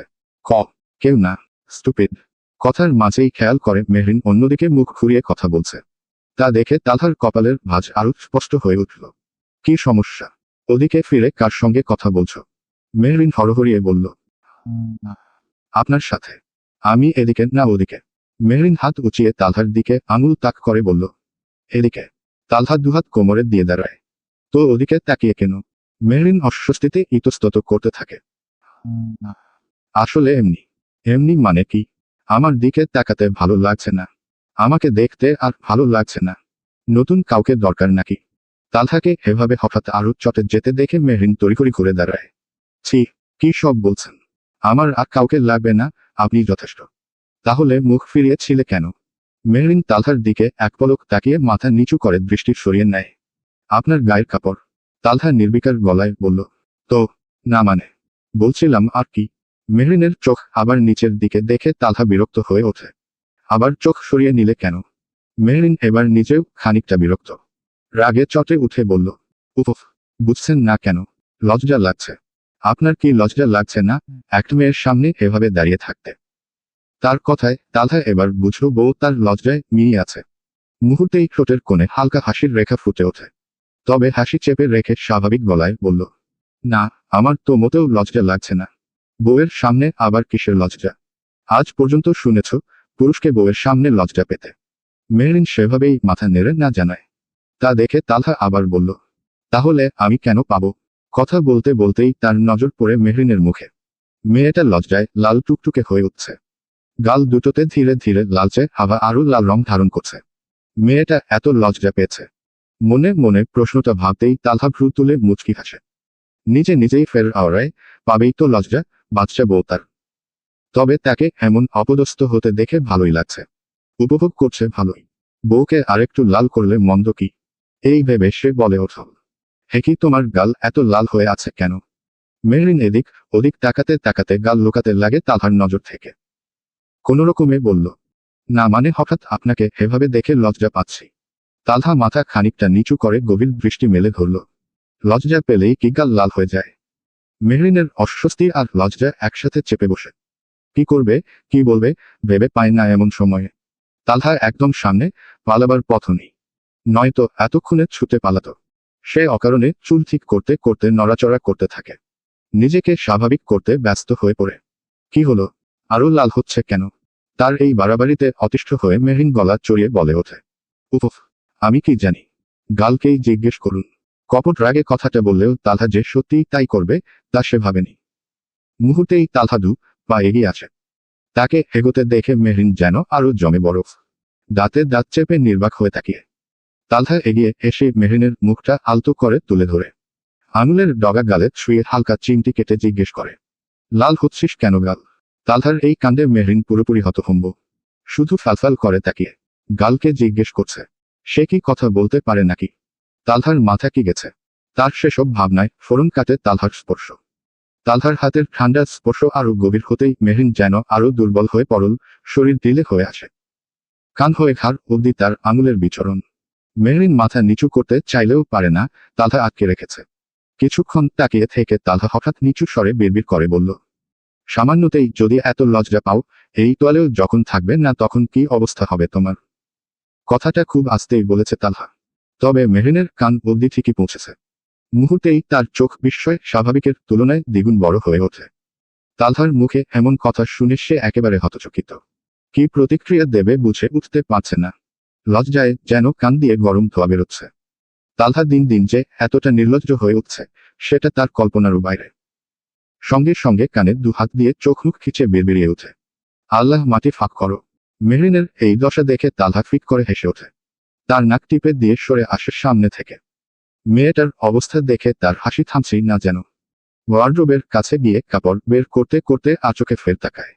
মেহরিন পিটপিট করে তাকিয়ে আছে তার দিকে। তা দেখে আবারও খুঁচে মেরে বলে বসল, এভাবে নির্লজ্জের মতো তাকিয়ে আছো কেন?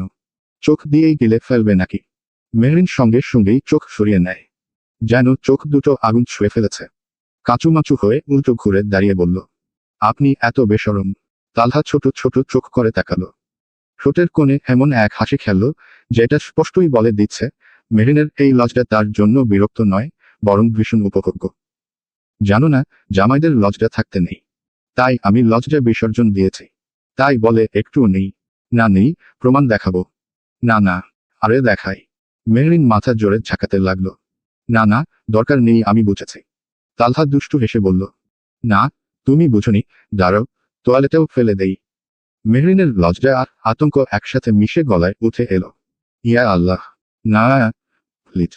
কিন্তু এর মধ্যেই তালহার গায়ের তোয়ালেটা এসে পড়ল তার উপর। মেহরিন হতভম্ব হয়ে তা দেখতেই আবার চিৎকার করতে উদ্যত হলে তালহা পেছনে থেকে তার মুখ চেপে ধরল। স্টুপিড, আর একটা আওয়াজ করলে ঠোঁটের হাল বেহাল করে দিব। বাঁশ খাওয়ার এত শখ। তালহা একটানে তাকে নিজের দিকে ঘুরিয়ে নিল। মুখ থেকে হাত সরিয়ে চোখে চোখ রেখে করা স্বরে বলল, কি হয়েছে, চেঁচাচ্ছিলে কেন? কিছু করেছি আমি? মেহরিন হতবাক চোখে তাকে উপর থেকে নিচ পর্যন্ত এক ঝলক দেখে নেয়। গায়ে ট্রাউজার, গেঞ্জি, না সব ঠিকঠাক। বুকের ভেতর জমে থাকা নিঃশ্বাসটা এবার ছাড়তে ছাড়তে বলল, ভেবেছি আপনি সত্যি। তালহা পকেট হাত রেখে ভাবভঙ্গি বদলে গম্ভীর হয়ে উঠল, তোমার মতো নির্লজ্জ ভেবেছ নাকি আমাকে? আমার যথেষ্ট লজ্জা শরম আছে। তার এই হঠাৎ পলটিতে মেহরিন ড্যাব ড্যাব চোখে তাকিয়ে ভাবসাব দেখে এখন যেন লাগছে মসজিদের ইমাম সাহেব। তালহা মৃদু হাসি ঠোঁটে রেখে মেহরিনের কপালে হালকা টুকা দেয়। তারপর সোফায় গিলে বসে বলল, অসভ্য বউ, চিন্তাধারা বদলাও। এত নেগেটিভ ভাবলে হয়? মেহরিন মুখ ফুলিয়ে রাগী চোখে তাকিয়ে আছে। এতক্ষণ নিজে অসভ্যতামি করে, এখন তাকে কিনা অসভ্য বলছে? মানা যায়? তালহা ভ্রু উঁচিয়ে প্রশ্ন করল, তা কফি না এনেছিলে, কোথায়? মেহরিন করা চোখে চেয়ে থেকে রাখা কফিটা হাতে নিয়ে বলল, গরম করে আনি, ঠান্ডা হয়ে গেছে। তালহা তাকে থামিয়ে বলল, আগে খেয়ে দেখো আসলেই ঠান্ডা হয়েছে কিনা। মেহরিন কাপের সাইডে হাত দিয়ে দেখে বলল, হাত দিয়েই তো বোঝা যাচ্ছে ঠান্ডা। তালহা কপট রাগ দেখিয়ে বলল, আমি বললাম খেতে। তালহার কথায় মুখ মোচড়ে এক ঢোক কফি খেয়ে নেয়। ঢুক গিলতেই চোখ মুখ কুচকে এলো। এটা কি কফি নাকি তেতো ওষুধ? এক, এই কফি খান কিভাবে? দাও, খেয়ে দেখাচ্ছি। মেহরিন বোকার মতো তাকায় তার কথায়। তাকে এভাবে তাকিয়ে থাকতে দেখে চোখ দিয়ে ইশারা করে সামনে আসতে। সে আসতেই তালহা ছো মেরে হাত থেকে কফির কাপটা নিয়ে মেহরিনের ঠোঁট ছোঁয়ানোর জায়গা দিয়ে এক টানে সম্পূর্ণ কফিটা খেয়ে নেয়। এই ঠান্ডা কফি পানির মতো গিলে ফেলতে দেখে মেহরিন নাক তুলে তাকায়। হে কি করছেন? দেন, আমি গরম করে এনে দিচ্ছি। তালহা শেষ করে কাপটা টি টেবিলে রেখে বলল, ফার্স্ট গিয়ে পড়তে বসবে। আমি যেন ঘরে গিয়েই পড়ার টেবিলে দেখি। মেহরিন বিড়বিড়িয়ে কাপটা নিতে আসলে তালহা থামিয়ে দেয়। চোখ রাঙিয়ে বলল, বলেছি ঘরে যেতে। এটা আমি রেখে আসবো। মেহরিন আর কথা না বাড়িয়ে চুপচাপ হাঁটা ধরে। দরজা খুলে বের হতেই তালহা পেছনে থেকে ডেকে ওঠে, মেহরিন। মেহরিন থেমে দাঁড়ায়, সঙ্গে সঙ্গে মনটা খারাপও হয়ে যায়।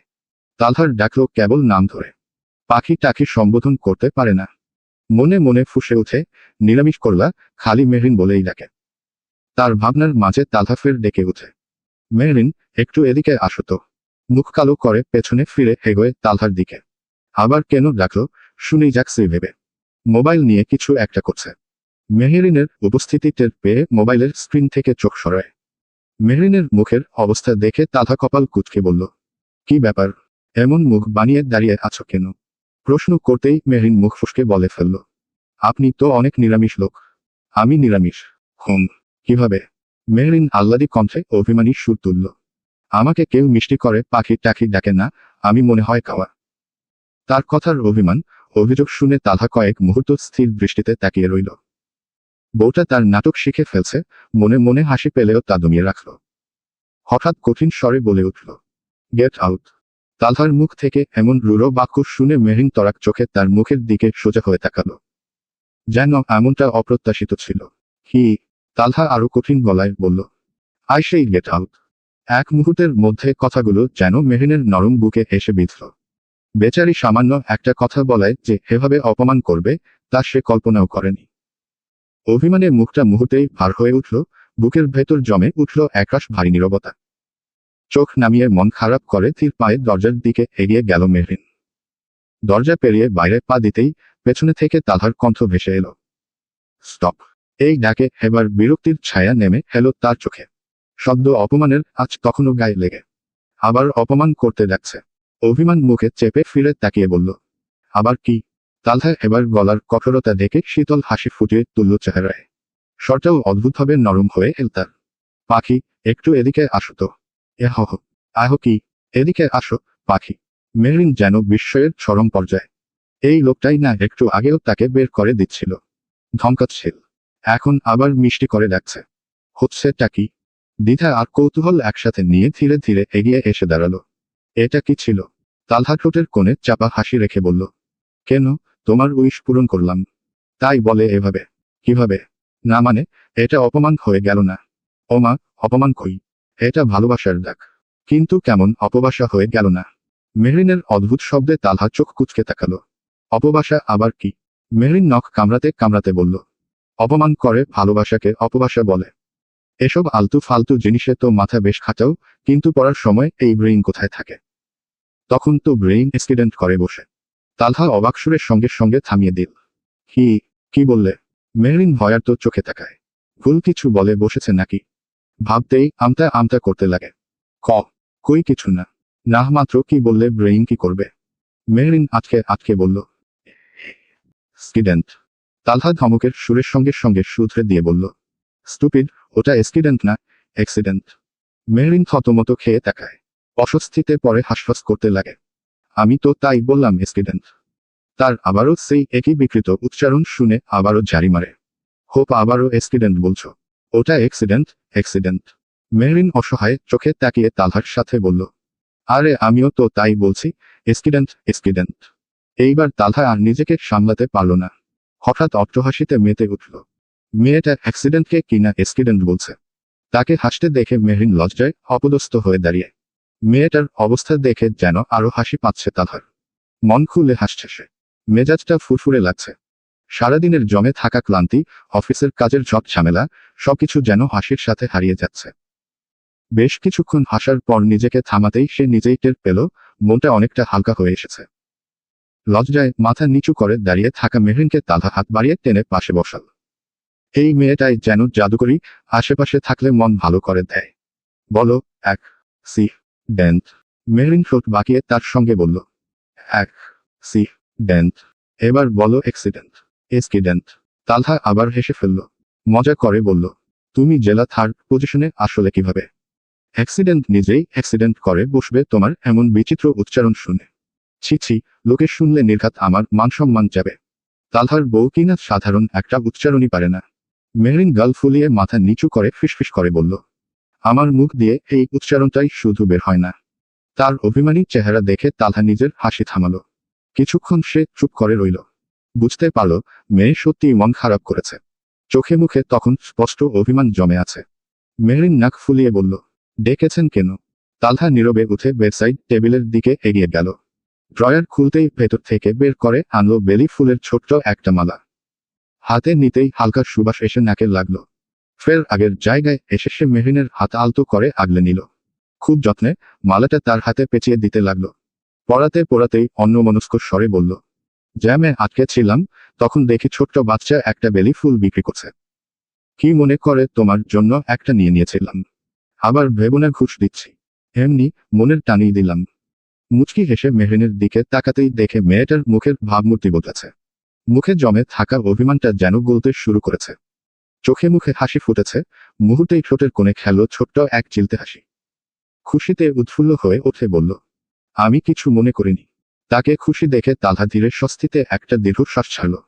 মেহরিন হাতের মালাটা নেড়ে দেখতে দেখতে দেখতে খুশি মনে বেরিয়ে গেল। যাওয়ার আগে একবার ধন্যবাদ দিতে ভুলল না। তার পায়ের শব্দ মিলিয়ে যাওয়ার পরও তালহার চোখ স্থির তাকিয়ে রইল সেদিকে। মেয়েটিকে সামান্য জিনিসেই মহা খুশি করা যায়। দীর্ঘশ্বাস ফেলে নিচু স্বরে সে বলে উঠল, তুমি ভীষণ সহজ সরল মেহরিন। এই সরলতাটাই আমাকে মাঝে মাঝে ভয় ধরায়।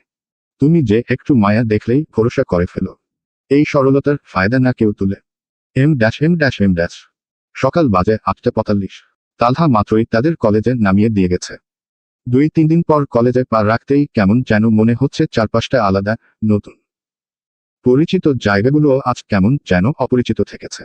গেট পেরিয়ে ভেতরে ঢুকতেই দুজনেই অজান্তে সতর্ক হয়ে গেল। মাথায় খেলল, এই বুঝি রাফিরা হঠাৎ হাউ করে উঠবে। কিন্তু না, তা হলো না। চারপাশে চোখ বুলিয়ে দেখল, কেউ নেই।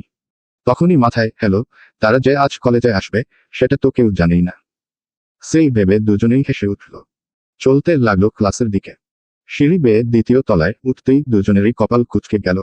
সামনেই সিঁড়ির ধারে দাঁড়িয়ে তনিমার রাফি ফারিন, হয়তো কারো অপেক্ষায়। তবে তনিমাকে এখানে দেখে যতটা অবাক তার চেয়ে অবাক রাফিদের সাথে তাকে দেখে। তাহিয়া অবাক কণ্ঠে বলেই উঠল, কি রে তোরা এখানে? আর তনিমা?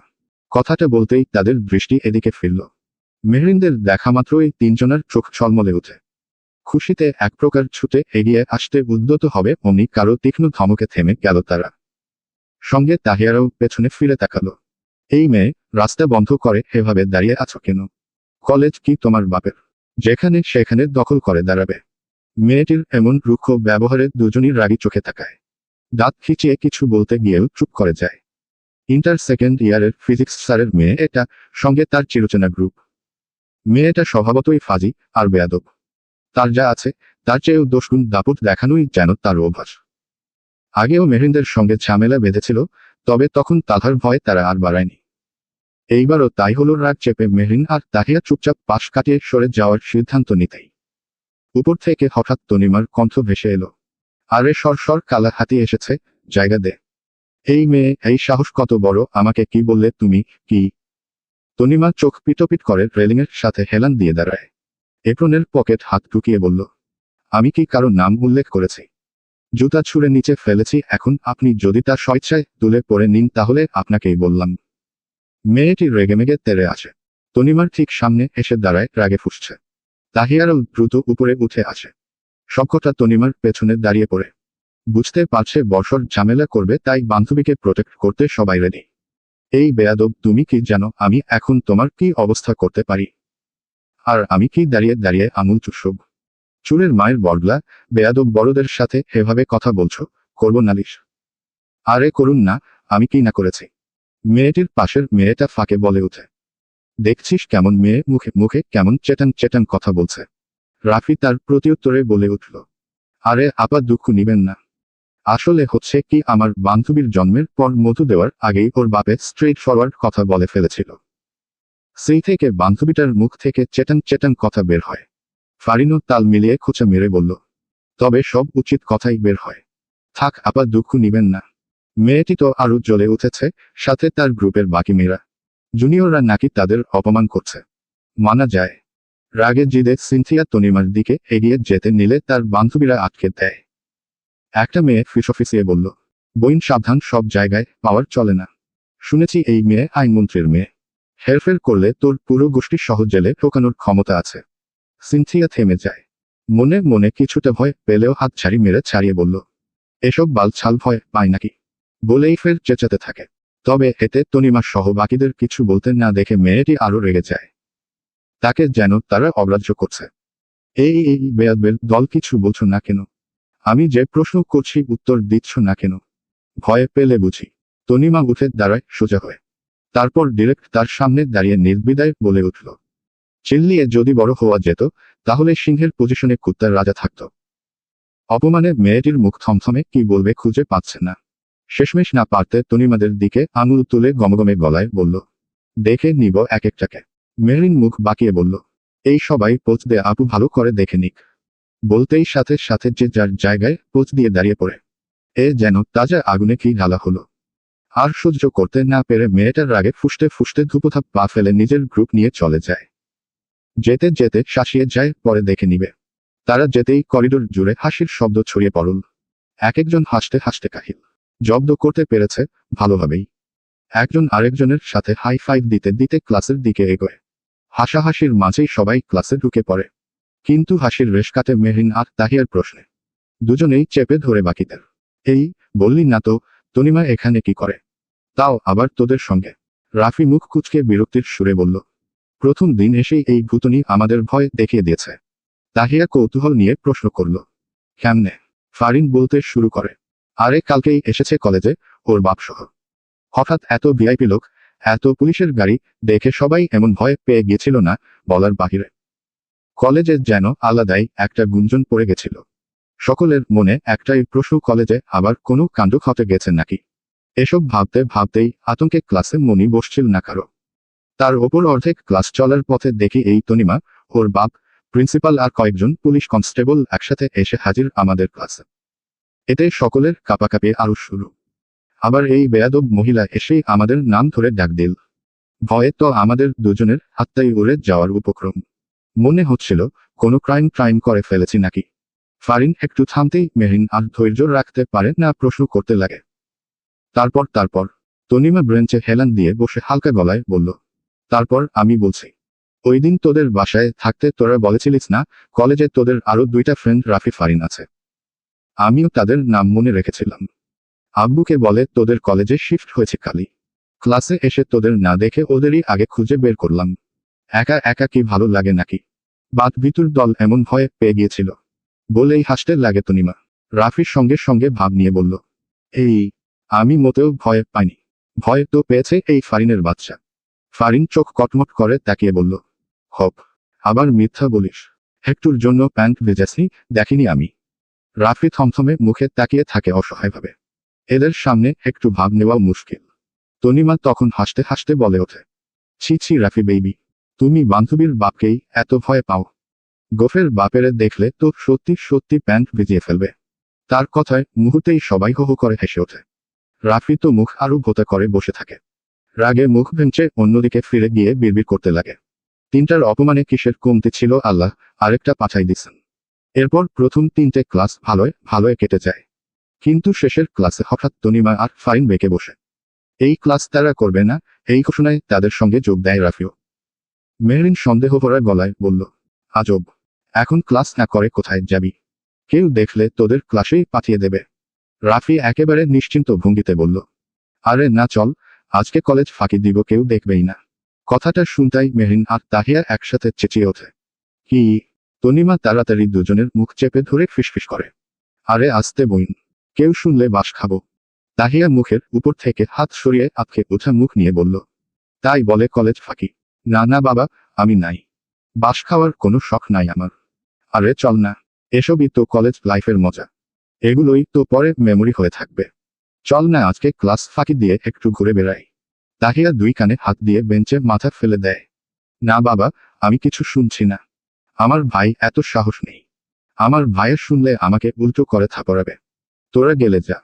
তাহিয়াকে এমন এক কথায় বসে থাকতে দেখে ফারিন আর তনিমা এবার মেহরিনকে চেপে ধরে বেশ কিছুক্ষণ বোঝানোর পর একটা সিদ্ধান্তে আসে, কলেজ ছুটির আগেই ফিরে আসবে। মেহরিন ভাবসাবের রাজি হলেও মুখে কিছু বলল না। সে এখনো তাহিয়ার দিকেই তাকিয়ে আছে। তা বুঝে সবাই মিলে তাহিয়াকে মানাতে লেগে যায়। কিন্তু সে যাবেই না। একটার জন্য সব আটকে থাকবে নাকি? এই ভেবে রাফি উঠে দাঁড়িয়ে যায়। তাহলে তুই থাক। মেহরিন সহ আমরা সবাই যাচ্ছি। একা একা মশার সঙ্গে বসে পড়াশোনা কর। তবুও তাহিয়াকে উঠতে না দেখে সবাই এবার চোখাচোখি করে উঠে দাঁড়ায়। তারা জানে সবাই উঠে গেলে তাহিয়া উঠতে বাধ্য। সেই ভেবেই একে একে সবাই ক্লাস থেকে বেরোতে থাকে। আর তখনই তাহিয়া হড়বড়িয়ে উঠে বসে মেহরিনের হাত চেপে ধরে মুখ ফুসকে বলে ফেলে, খবরদার না। তোর জামাই কিন্তু তোরে তো বাজাবেই, সঙ্গে আমার ব্যান্ডও বাজাবে। তাহিয়ার কথায় মেহরিন চোখ বড় বড় করে তাকায়। এই মেয়েটা দিল তো গন্ডগোল করে। মুহূর্তেই চোখ মুখের রাগের ছাপ পড়ে যায়।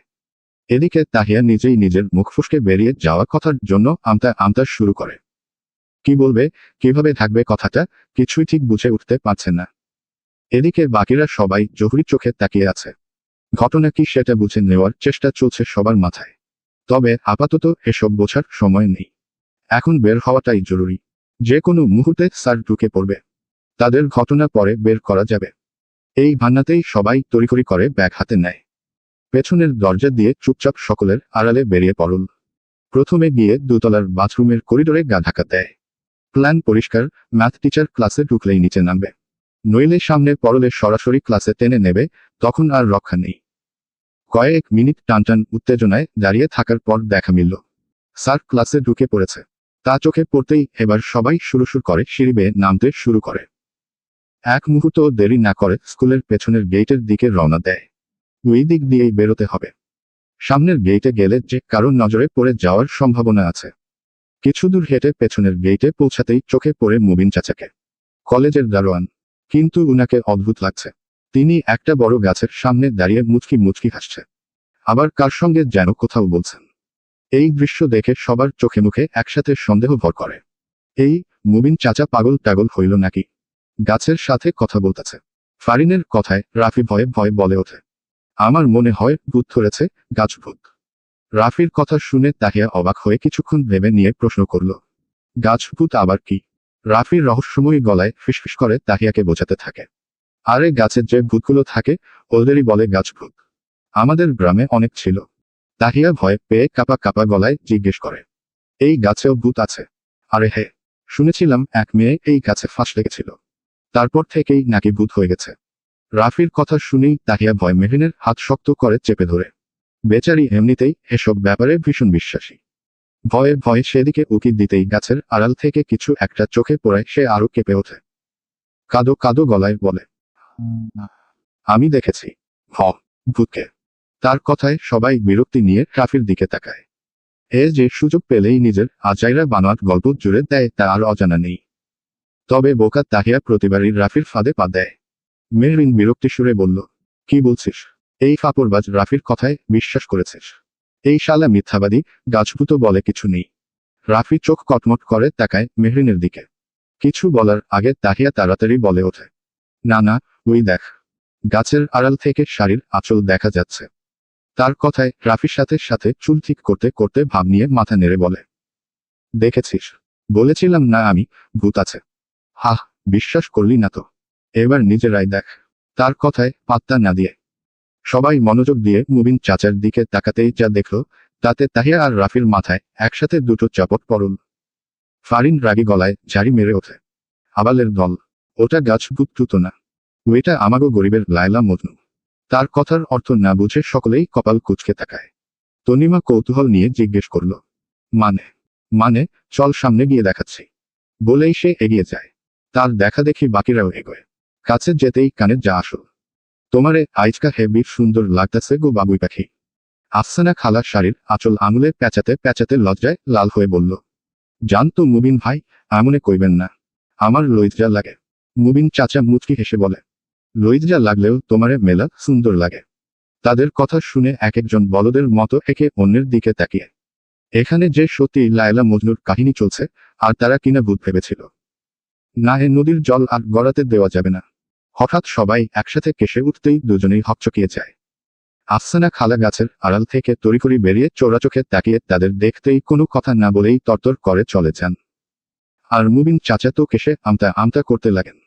তবে পরক্ষণেই ফের বুক ফুলিয়ে দাঁড়িয়ে পড়েন। এই বিচ্ছুদের সামনে নিজের মানসম্মান বজায় রাখতে হবে। তো তোমরা এখানে? মুবিন চাচার কথায় ফারিন এগিয়ে এসে পুলিশের মতো জেরা শুরু করে। তার আগে বলেন, আপনি এখানে কি করছিলেন? মুবিন চাচা তোতলাতে শুরু করেন। আমি তো আমার দায়িত্ব পালন করছিলাম। রাফি পিটপিটে চোখে উপর থেকে নিচ পর্যন্ত পর্যবেক্ষণ করে বলল, ও আচ্ছা, লজ্জালজ্জি খেলা আপনার দায়িত্বের মধ্যে পড়ে বুঝি। তার কথায় মুবিন চাচার মুখ থমথমে হয়ে যায়। এদিক সেদিকে তাকাতে তাকাতে বলল, কি কইতাছ হোক বেডা? বুঝে গেছেন এরা যে সব ক্রিয়তি দেখে নিয়েছে। নিজেকে সামলে তিনি গম্ভীর মুখে দাঁড়ান। নিজেরটা ঢাকতে প্রশ্ন করে বসল, হেই মিয়া, আমি যাই করি, তোমরা এইখানে কিতা করো ক্লাস রাখা? কইতাম নি স্যারেরে, এক একটারে কানে ধইরা দাঁড় করামু।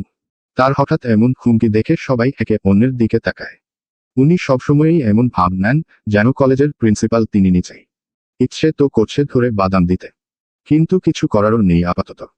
কিছুক্ষণ চোখাচোখির পর পরিস্থিতি সামলাতে তনিমা বলে ওঠে, আরে চাচা, আপনি এখানে? আপনাকে ওদিকে প্রিন্সিপাল স্যার ডাকতেছে। তনিমার কথায় বাকিরাও সায় দেয়। কিন্তু মুবিন চাচা জহুরির চোখে একে একে সবাইকে দেখে নেন। সবার হাতে ব্যাগ দেখে তার নজর আরও করা হয়। তোমাগো হাতে ব্যাগ কেন? কই যাবা? সবাই থতমত খেয়ে দাঁড়িয়ে যায়। এ তো দেখছি কথাই শুনছে না। এভাবে ধরা খাবে নাকি? সেই টানটান মুহূর্তে এসে বুঝি প্ল্যান চলে যাবে। তা ভেবে মেহরিন মৃদু হেসে সঙ্গে সঙ্গে বলে উঠল, আরে চাচা, আমরা তো ল্যাবে যাচ্ছি। শেষ ক্লাস তো, তাই ব্যাগ নিয়েই যাচ্ছি। আবার ছুটির সময় ক্লাসে গিয়ে ব্যাগ আনাটা ঝামেলা না, তাই একেবারে ব্যাগ নিয়েই ক্লাস করব। মেহরিনের কথায় তিনি কয়েক পলক ভালো করে তাকান তাদের দিকে। মুখভঙ্গি দেখেই বোঝা যাচ্ছে বিশ্বাস ঠিক জমেনি। সেই সুযোগে রাফি তাড়াতাড়ি বলে ওঠে, আরে চাচা, জলদি চান। আসার সময় শুনছিলাম আপনার বকশিস নিয়ে কথা বলতেছে। হয়তো বকশিস দিতেই দেখেছে। কথাটা শুনতেই উনার চোখ মুখ চকচক করে ওঠে। উৎসাহিত কণ্ঠে প্রশ্ন করল, সত্যি কইতাছ? এইবার তাহলে জায়গা মতো ধরতে পেরেছে। এই ভেবে সবাই একে অপরের দিকে তাকিয়ে কিছু ইশারা করেই একসাথে মাথা ছাকায়। আরে হো, আমরা তো আরো আপনার সুনাম করে এসেছি। বকশিস আরো বাড়াই দিবে, দ্রুত চান। এই কথা শুনে উনি তো খুশিতে গমগম করতে করতে অফিস রুমের দিকে এগিয়ে যেতে লাগেন। যেতে যেতে আনন্দের দোয়া দিতে লাগেন, তোমাগরে হেভি ধন্যবাদ গো। যাও যাও, কেলাসে যাও, বালা কইরা পইর। দোয়া করি বহুত বড় হও। খুশিতে গদগদ করতে করতে তিনি চোখের আড়াল হতেই সবাই যেন প্রাণ ফিরে পায়। Plan successful. খুশিতে নেচে ওঠে একজন আরেকজনের সঙ্গে হাই ফাইভ দিতে দিতে গেটের দিকে এগোয়। এবার আর কোনো বাধা নেই। তনিমা খালি গেট খুলতে হাত বাড়িয়েছে, ঠিক তখনই পেছনে থেকে ভেসে আসে বাংলা স্যারের গলা। এখানে কি হচ্ছে? এক বিপদ যেতেই আরেক বিপদ হাজির। স্যারের গলা শুনে সবাই হকচকিয়ে ওঠে। তনিমা সঙ্গে সঙ্গে গলায় পেঁচানো ওড়নার এক কোণা টেনে গেটের হাতল ঘষতে লাগে। রাফি তো ব্যাগ দিয়ে গেট মুছতে শুরু করে। ফারিন হড়বড়িয়ে সামনে পড়ে থাকা শুকনো পাতাগুলো পা দিয়ে সরাতে লাগে। তাহিয়া ভয়ে গুটিসুটি মেরে দাঁড়িয়ে কি করবে বুঝে উঠতে পারছে না। মেহরিন দ্রুত হাত নাড়িয়ে নাড়িয়ে বলতে থাকে, আরে ভালো করে মুছ। ইসস, মুবিন চাচাও না একটা কাজও ঠিকমতো করে না। সামান্য গেটটাও পরিষ্কার করে রাখতে পারে না। গেটটা হলো আমাদের কলেজেরই সম্পদ, যা আমাদের সম্পদ। আমাদের সম্পদের এই অবস্থা করে রেখেছে ছেছে। দুদিন পর ঝঙ্কার ধরলে আবার স্কুলের কতগুলো টাকা যাবে। না না, এসব মানা যায় না, সুন্দর করে মুছ। বলতে বলতেই সে ভাব নিয়ে পেছনে ফিরে তাকায়। বাংলা স্যারকে দেখে অবাক হওয়ার ভান করে এগিয়ে যায়। আরে স্যার, আপনি? আসসালামু আলাইকুম। আপনি এখানে যে? কিছু লাগবে স্যার? স্যার বড় বড় পা ফেলে এসে দাঁড়ান গেটের সামনে। ততক্ষণে বাকিরা সবাই সোজা হয়ে দাঁড়িয়ে গেছে। আমিও তো তাই বলছি। তোমরা এখানে? মেহরিন মুখটা মিলিয়ে বলে, আর বলবেন না স্যার, আমরা যাচ্ছিলাম ল্যাব ক্লাসে। পথে মুবিন ভাই থুক্কু চাচার সাথে দেখা। উনি কি পারলো এটা করতে? বলেই আফসোস করতে লাগে। সঙ্গে সঙ্গে বাকিরাও সায় দেয়।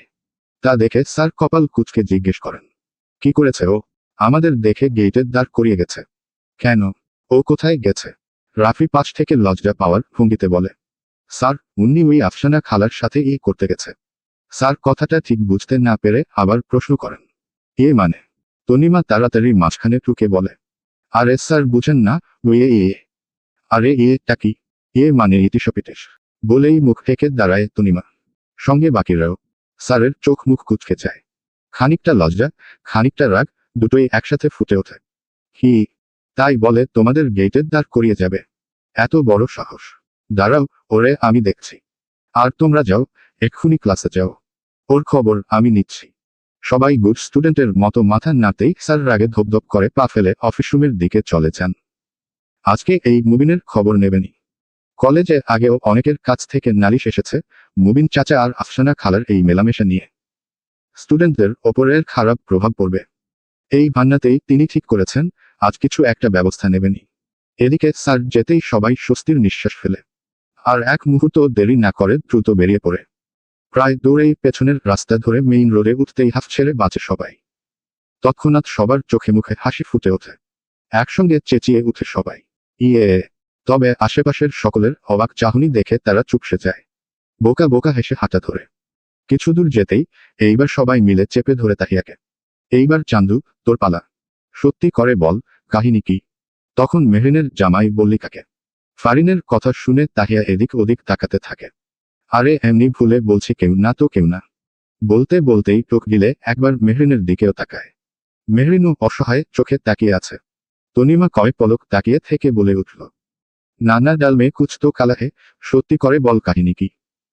ঠিক তখনই রাফিও পাশ থেকে ইমোশনাল ব্ল্যাকমেইল করতে লাগে। কি হলো বল, কি লুকাচ্ছিস আমাদের থেকে? ছি ছি, এই তোর বন্ধুত্ব! ছি আল্লাহ, ছি ধরি ফালাও উঠে যাই।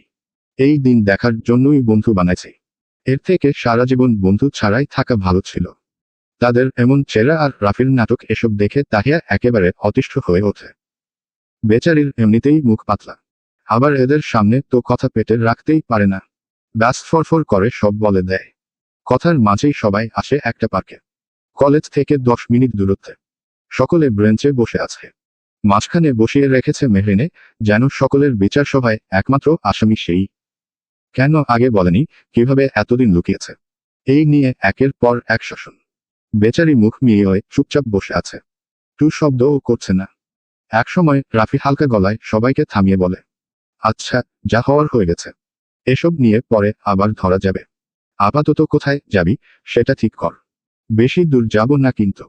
এই কথায় সবাই সেসব বাদ দিয়ে প্ল্যান করতে শুরু করে কোথায় যাবে। এক একজন এক এক জায়গার নাম বলছে। তাহিয়া হঠাৎ মিনমিনিয়ে বলে ওঠে, বাস তো এমনিতেই খাচ্ছি। কল যাবেই ভাইয়ার কাছে। এক কাজ করি, চল আমাদের অফিসে যাই। ওখান থেকে ভাইয়াকে নিয়ে আমরা ঘুরতে যাব। তার কথা শুনে তনিমার সঙ্গে সঙ্গে যাচিয়ে ওঠে, এই ভাই ভক্ত, এত ভাই ভাই করিস কেন? তোর ভাই আমাদের যেতে দেবে? উল্টো ধমক দিয়ে বাড়ি পাঠাবে, বলদ। তাহিয়া ঠোঁট উল্টে বলে, না না, ভাইয়াকে ছাড়া কোথাও যেতে ভয় লাগে। চল না, আমি একটু রিকোয়েস্ট করলে মেনে যাবে। আমরা সেফও থাকবো। নইলে কিছু হলে ভাইয়ার কাছ থেকে অনেক বকুনি খাবো। টেনশন করবে। মেহরিনও সায় দেয়। সে জানে এমনিতেই তালহার কানে খবর যাবেই তারা যে কলেজ ফাঁকি দিয়েছে। যদি আরো শোনে একা একাই ঘুরেছে, তাহলে আরো রেগে যাবে। তাই দুজনেই শান্ত গলায় সবাইকে বোঝাতে লাগে। শেষমেশ বাকিরাও রাজি হয়। তবে শর্ত একটাই, সবাই হেঁটেই যাবে। তাহলে আজকে দুলাভাইকে ধরব ট্রিটের জন্য। হ্যাঁ হ্যাঁ, আইডিয়া খারাপ না। খুব পকেট ফাঁকা করতে হবে। এমন নানান কথাবার্তাই চলতে থাকে। তারা ফুটপাত ধরে হাঁটছে, নানান গল্প হাসি ঠাট্টার ভেতর দিয়েই পথ এগিয়ে যাচ্ছে। মাঝে মাঝে দুষ্টুমির ছলে একজন আরেকজনকে মারছে, কেউ দৌড়ে পালাচ্ছে, কেউ পিছে ছুটছে, কেউ আবার হেসে উঠছে। ফুটপাতের আশেপাশে আইসক্রিম, ফুচকা, যখন যা পাচ্ছে তাই এক প্লেট করে নিয়ে সবাই মিলে একটাতেই একটু একটু করে টেস্ট করে দেখছে। এতক্ষণ ধরে যে ধরা খাওয়ার ভয়টা ছিল সেটা ধীরে ধীরে হালকা হয়ে যাচ্ছে। ভুলের মাঝেও যেন একরকম নির্ভর অনুভূতি কাজ করছে। ভালো লাগছে বন্ধুদের সঙ্গে এমন এলোমেলো সময় কাটাতে। এটাই বোধহয় কলেজ লাইফ, বন্ধুবান্ধবদের সাথে লাইফ, যেখানে সবকিছু মেপে মেপে করা হয় না, বরং একটু বেখেয়াল হওয়া, একটু নিয়মের বাহিরে গিয়ে উপভোগ করা। কারোরই এবার আর আফসোস নেই, বরং নতুন এক অনুভূতির মুখোমুখি হলো সবাই। তৈরি হলো নতুন একটা মেমোরি। হয়তো অনেক বছর পরে, বয়স বেড়ে গেলে, তখন এই দিনগুলোর কথাই মনে পড়ে যাবে বারবার, স্মৃতির পাতায় থেকে যাবে। তখন বুঝবে এই ভুলথিকের মাঝেই লুকিয়ে ছিল কলেজ জীবনের সবচেয়ে সুন্দর অনুভূতিগুলো। অর্ধেক পথ যেতেই হঠাৎ চোখে পড়ে চুরির দোকান। যেন অদৃশ্য কোনো সুতো টেনে ধরল, সবাই একসাথে দাঁড়িয়ে পড়ে। মেয়েরা চুরির দোকান দেখবে আর তার পাশ কাটিয়ে চলে যাবে। তা কখনো হয়? তাদের বেলায় তা হয়নি। মুহূর্তেই সবকটা দোকানের ভেতর সুরসুরিয়ে ঢুকে পড়ে। বান্ধবীদের চক্করে বেচারা রাফিও পিছু পিছু ঢুকেই রঙিন কাচের চুড়িগুলোর দিকে ঝুঁকে পড়ে মেহরিনরা। আলোয় ঝিলমিল করা চুড়িগুলো হাতে নিয়ে ঘোরানো, পরখ করা, পরা খোলা এসব করতে করতেই একসময় যে যার মতো কালার পছন্দ করেন নেয়। তার এক পর্যায়ে সবাই মিলে রাফিকে ঘিরে ধরে, ভালোই ভালোই বলছি কিনে দে। মেহরিনের কথায় অবাক হয়ে তাকায় রাফি। আমি কেন কিনে দিব? তোরা দেখছিস তোরা কিন, আমাকে টানছিস কেন? তনিমা তাকে থামিয়ে বলল, বান্ধবীদের চুরি গিফট করলে স্বভাব হয়, আমরা তোর স্বভাব বাড়াতেই বলছি কিনে দে ফাস্ট। রাফি হেলান দিয়ে দাঁড়িয়ে ছিল তাদের কথায় দ্রুত উঠে দাঁড়ায়, বেরিয়ে যেতে অগ্রসর হতে হতে বলল, লাগবে না আমার এত স্বভাব। সে বের হতে নিতেই ফারিন তাহিয়া তার পথ আটকে দাঁড়িয়ে যায়। ফারিন কোমরে হাত দিয়ে তাড়াহুড়ো কণ্ঠে বলল, কিপটামি না করে তাড়াতাড়ি কিনে দে চুরি, নয়তো তোর বোনকে বলে দিব তুই যে তার লিপস্টিক চুরি করে গফরে দিচ্ছস। রাফি চোখ বড় বড় করে তাকায়। আহো, টাকা কি মামা বাড়ির আবদার নাকি? যা সর। তার কথায় ফারিন মাথা ঘুরিয়ে দোকানদারের দিকে তাকায়। এই মামা, দেন তো আপনার মোবাইলটা। রাফির সঙ্গে সঙ্গে লাফিয়ে ওঠে। বললেই হলো, আমি ভয় পাই না। আমার বোনের নাম্বার পাবি কইতে? ফারিন নির্বিকার গলায় বলল, তোর নাম্বার তো আছে। খুব তো, তোর মোবাইলটা জানি কই? বাসায়। এইটুকু শুনেই ফারিনের ঠোঁটে দুষ্টু হাসি খেলতে থাকে। ওখানেই কল দিলে কাজ হবে। তোর আপার কাছেই কল যাবে। কথাটা শেষ হতে না হতেই রাফির মুখের রং পাল্টে যায়। যেন মুহূর্তেই সব সাহস গলে গেছে। আঁতকে উঠে বলতে লাগে, ইয়ার গজবে আকাম করিস না বইন, মাফ কর, দিচ্ছি কিনে দিচ্ছি। শালা ফকির বানাই ছাড়বি আমাকে। কি করতে যে তোদের পাল্লায় পড়েছিলাম। এমন বিভিন্ন আফসোস করতে করতেই সে পকেট হাতে টাকা বের করে দোকানদারের হাতে গুজে দেয়। আর ওদিকে বাকিরা অলরেডি চুরি হাতে পড়ে ছনছন শব্দ তুলছে। সকলেই মহাখুশি। তাদের হাসি দেখে রাফির যেন গা জ্বলে উঠছে। সময় আমারও আসুক, দেখে নিব এক একটাকে। এম। বিশাল বিল্ডিংয়ের সামনে দাঁড়িয়ে আছে সকলে। রাফি বিল্ডিংটা মনোযোগ সহ খুঁটিয়ে দেখছে। তাকে এমনভাবে দাঁড়িয়ে থাকতে দেখে তাহিয়া জিজ্ঞেস করে, কি রে, দাঁড়িয়ে আছিস কেন? আয়, চল। রাফি কিছুক্ষণ ভাবার পর বলল, চিন্তা করছি, যদি কোনো ভূমিকম্প হয়, এই বিল্ডিংটি কোন দিকে ধসে পড়বে। তাহিয়ার সঙ্গে সঙ্গে ঝাড়ি দিয়ে বলল, এই কোফার কোফা, কি সব বাজে কথা বলছিস? কেউ এমন কথা বলে? আরে না না, ভুল বুঝছিস। আমি বলতে চাচ্ছিলাম, যদি কোনো বিপদ ঘটে, এত উঁচু থেকে মানুষ নামবে কিভাবে? এটা রিস্কি না?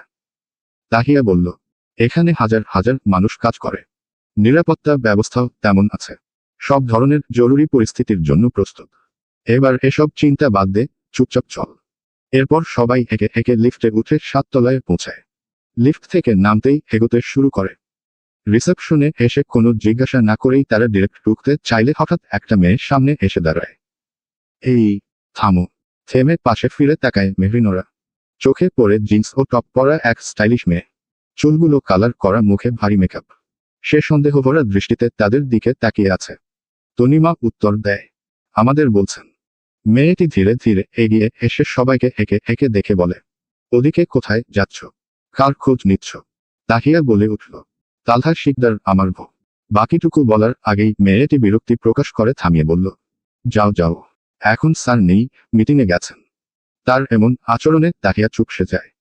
নেহাতি মেয়েটি বেশি নরম প্রকৃতির, নয়তো এর জায়গায় অন্য কেউ থাকলে সাথে সাথে পাল্টা জবাব দিত। তবে মেহরিনের মধ্যে অস্বস্তি তৈরি হয়। সে এক ধাপ এগিয়ে ভারী কণ্ঠে বলল, ঠিক আছে, সমস্যা নেই।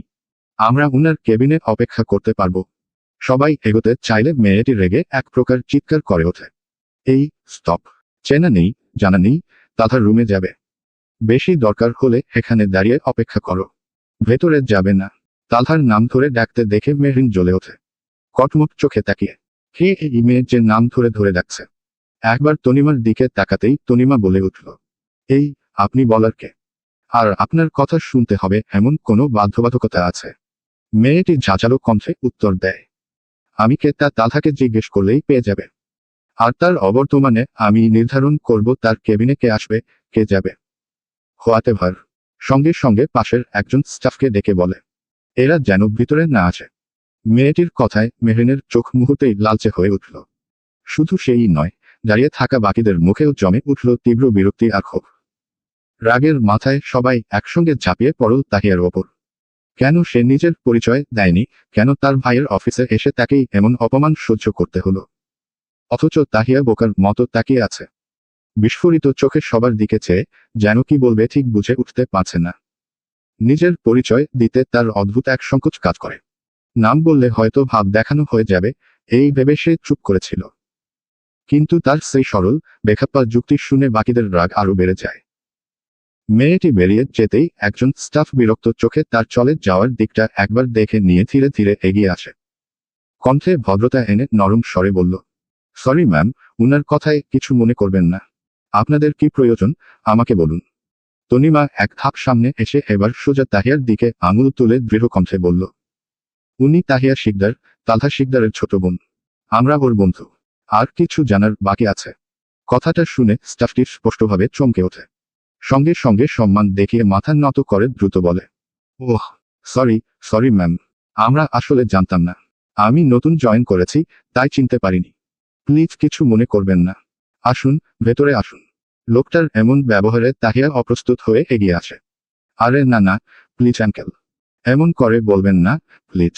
আমি কিছু মনে করিনি। ভুল আপনার না, আসলে আমারই তো এখানে খুব একটা আশা হয় না। চিনবেনই বা কিভাবে? এর ফাঁকে মেহরিন প্রশ্ন ছুড়ে দেয়, ওই মেয়েটাকে আঙ্কেল? স্টাফটি খানিকটা অস্বস্তি নিয়ে উত্তর দেয়, উনি ইনফরমাল ম্যানেজার। একটু সবকিছুতেই বেশি বাড়াবাড়ি করেন। সিবার সাথেই এমন খারাপ ব্যবহার করে। উনার হয়ে আমি সরি। আশা করি কিছু মনে করবেন না। মেহরিনের কণ্ঠে স্পষ্ট অসন্তোষ। কেন, আপনি কেন বলবেন সরি? আপনি কিছুই করেননি, শুধু শুধু নত হবেন না আঙ্কেল। আর আপনাদের স্যার কি এসব কিছু জানেন? বলেন না কিছু। লোকটি মাথা নাড়িয়ে বলে, আসলে উনি ম্যানেজারের মেয়ে, আবার স্যারের ফ্রেন্ডও। তবে স্যারের সামনে এসব করেন না। আচ্ছা, এসব বাদ দিই, চলুন আপনাদের সবার সঙ্গে পরিচয় করিয়ে দিই। আসুন আসুন। লোকটি খুশি হয়ে হেঁকে হেঁকে সবাইকে পরিচয় করাতে করাতে ভেতরে নিয়ে যাচ্ছে। যাকেই পাচ্ছে তাকেই জানাচ্ছে। সবাই সৌজন্যে বজায় রেখে সালাম দিচ্ছে, কুশল জিজ্ঞেস করছে। সকলেই সম্মান দিচ্ছে তালহার বোন হিসেবে। তবে মেহরিনের মন অন্য জায়গায় আটকে আছে। ওই মেয়েটার সঙ্গে মুখোমুখি না হলে যেন শান্তি পাচ্ছে না। তাকে আচ্ছা মতো দিতে পারলে শান্তি লাগত। তালহার বান্ধবী, এই কথাটা মাথায় ঘুরছে। তালহা তো তাকে বলেনি তার বান্ধবী আছে। নানান চিন্তা মাথায় নিয়ে মেহরিন এগোতে থাকে। তালহার কেবিনের সবাইকে বসিয়ে দিয়ে স্টাফটি নাস্তা আনতে বেরোতে চাইল। স্যার আর 5 মিনিটের মধ্যেই আসবেন। আপনারা বসুন, আমি নাস্তার ব্যবস্থা করছি। রাফি তাড়াতাড়ি থামিয়ে দেয়, না না, দরকার নেই। তালহা ভাইয়া আসলেই খাবো। লোকটিও আর কথা বাড়ায় না, চুপচাপ বেরিয়ে যায়। কেবিনের ভেতরে সবাই তখন কৌতূহলী চোখে চারপাশ দেখতে থাকে। ডেস্কের পাশে বিশাল একটি মেডেল গ্যালারি। ঝকঝকে সারি সারি মেডেল সাজানো। তালহার সফলতা যেন নিঃশব্দে ঘোষণা দিচ্ছে এই দেয়ালটাই। প্রতি বছর দেশ বিদেশে ব্যবসায়িক অর্জনের জন্য পাওয়া অসংখ্য সম্মান। ওরে বাবা, এত মেডেল কিনে সাজাইছেন নাকি? রাফির হাসতে হাসতে বলা কথা শুনে তাহিয়া হেসে উত্তর দেয়, উহু, এগুলো আমার ভাইয়ের অর্জন। এমনি এমনি দেশের সেরা ব্যবসায়ীদের তালিকায় ওঠেনি। তার অগাধ পরিশ্রমের ফল এইগুলো। তার সফলতার সাক্ষ্য। সে একে একে দেখাতে শুরু করে কোনটা কোন পুরস্কার, কোনটা কোন বছরের। ভাইকে নিয়ে গল্প করতে করতে তার চোখে মুখে স্পষ্ট গর্ব। এদিকে মেহরিন ধীরে ধীরে তালহার ডেস্কের সামনে এগিয়ে যায়। ল্যাপটপ, কয়েকটা ফাইল, ছোটখাটো নানা জিনিসপত্র রাখা ডেস্কে। পাশে রাখা দুটো ফটো ফ্রেমে তার চোখ আটকে যায়। একটি হাতে নিয়ে ভালো করে দেখতে গিয়ে কপাল কুঁচকে যায়। ছবিটায় তালহা, দাড়িহীন, শরীর এখনকার তুলনায় অনেকটাই ছিপছিপে। স্পষ্টই পুরনো ছবি। তখন তার মুখে ছিল এক ধরনের নিষ্পাপ ভাব, এখনকার গম্ভীরতা তখনও এসে ভর করেনি। মেহরিন ফ্রেমটা হাতে নিয়েই তাহিয়ার দিকে এগোয়। তাহিয়া, এই ছবিটা কবে তোলা? তার প্রশ্নে সবার দৃষ্টি ফ্রেমটার দিকে যায়। তাহিয়া হেসে উত্তর দেয়, ওটা ভাইয়ার প্রথম অ্যাওয়ার্ডের ছবি। অনেক বছর আগের। আব্বু মারা যাওয়ার পর যখন কোম্পানিতে জয়েন করেছিল, তার 1 বছরের মাথায় এই অ্যাওয়ার্ডটা পেয়েছিল। সবাই আগ্রহ নিয়ে গল্প শুনছিল। ঠিক তখনই কয়েকজন কেবিনে ঢুকতেই সবাই সোজা হয়ে দাঁড়িয়ে যায়। তালহাকে ভেতরে ঢুকতে দেখে সকলেই স্বস্তির নিঃশ্বাস ফেলে। তালহাকে দেখে মুখে হাসি ফুটলেও তার পাশের সেই মেয়েটাকে দেখেই মেহরিনদের ভেতরে জমে থাকা বিরক্তি আবার মাথাচাড়া দেয়। তালহা মিটিং রুম থেকে বের হয়ে সোজা নিজের কেবিনে ঢুকেছে। কোনোদিকে না তাকিয়ে সোজা নিজের চেয়ারটায় বসে চোখ বুজে কপালে হাত বোলাতে থাকে। রুমে যে আরো কয়েকজন আছে তা এখনো টের পায়নি। সাজিদ, দ্রুত একটা কফি পাঠাও। মাথাটা ধরেছে খুব। ঠিক তখনই তার কথার মাঝে রাইসা ক্ষিপ্ত ভঙ্গিতে মেহরিনের দিকে এগিয়ে যায়। তার হাত থেকে ফটো ফ্রেমটা ছিনিয়ে নিয়ে চেঁচিয়ে ওঠে, এই মেয়ে, এত বড় সাহস! এই রুমে এসে তালহার জিনিসে হাত দিচ্ছ! তার হেন কাণ্ডে সকলেই চমকে তাকায়। এইবার মেহরিনও আরো রেগে ওঠে। আর চুপ থাকেনি। সেও একটানে ফ্রেমটা নিজের হাতে ফিরিয়ে নেয়। বেশ করেছি, নিয়েছি, আরো নেব। তাতে আপনার কি? এটা কি আপনার বাপের সম্পত্তি? তালহা ইতিমধ্যেই খেয়াল করে তার কেবিনে এত মানুষ। বিস্মিত চোখে সবাইকে দেখে। এই সময় এদের কলেজে থাকার কথা, এখানে কি করছে এরা? এই ভাবনাটা মাথায় আসতেই রেগে যায়।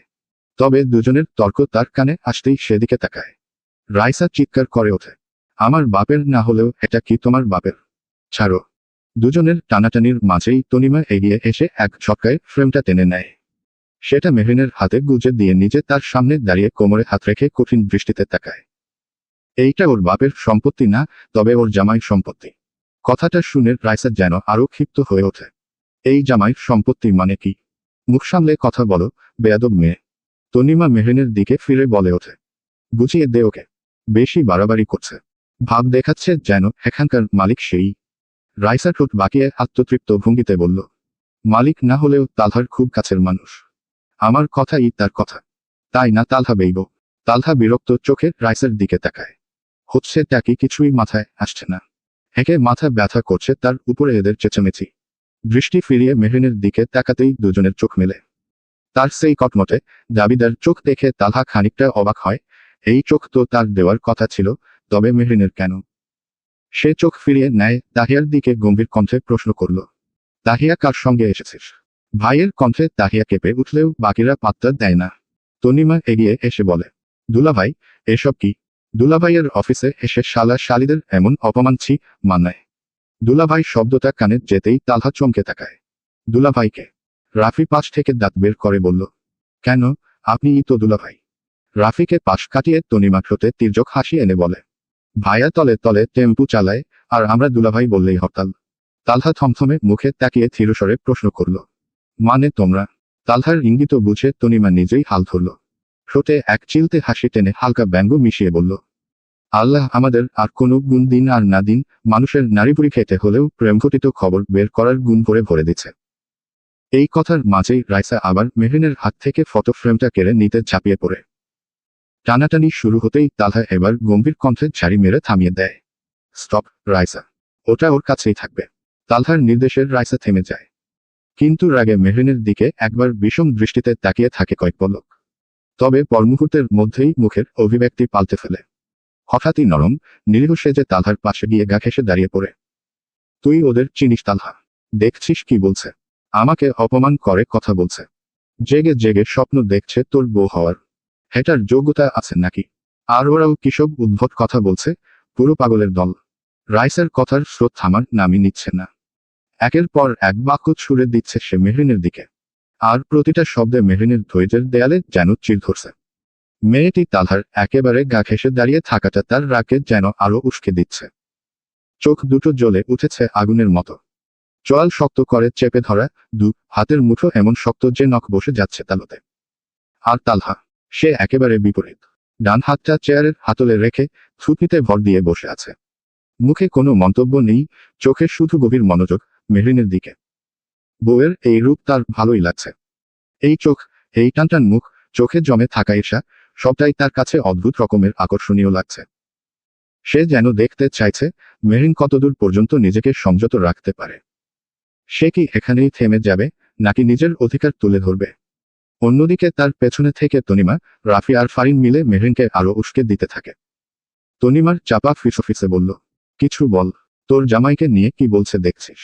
ফারিন যোগ করে, চুলে ধরে একটা টান দে, মন ভরে যাবে। তনিমা আরো এক কাঠি বাড়িয়ে বলে, জানা দু গা বেশি মারলেও ভয় নেই। আমরা আছি পেছনে, সবাই মিলে দিব উত্তম মাধ্যম। তাহিয়াও আর সহ্য করতে পারছে না। ক্ষোভে মেহরিনের দিকে তাকিয়ে বলে ওঠে, যা মেহরিন, তুই শুধু শুরু কর, বাকিটা আমরা দেখছি।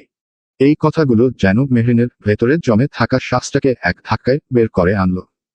দৃঢ় পায়ে ধোপধোপ শব্দ তুলে সে তালহার সামনে এগিয়ে যায়। এক ঝটকায় ফ্রেমটা তালহার হাতে ধরিয়ে দেয়। তালহা ফ্রেমটা হাতে নিতেই মেহরিন আচমকা ঘুরে রাইসার টপসের কলার শক্ত করে চেপে ধরে।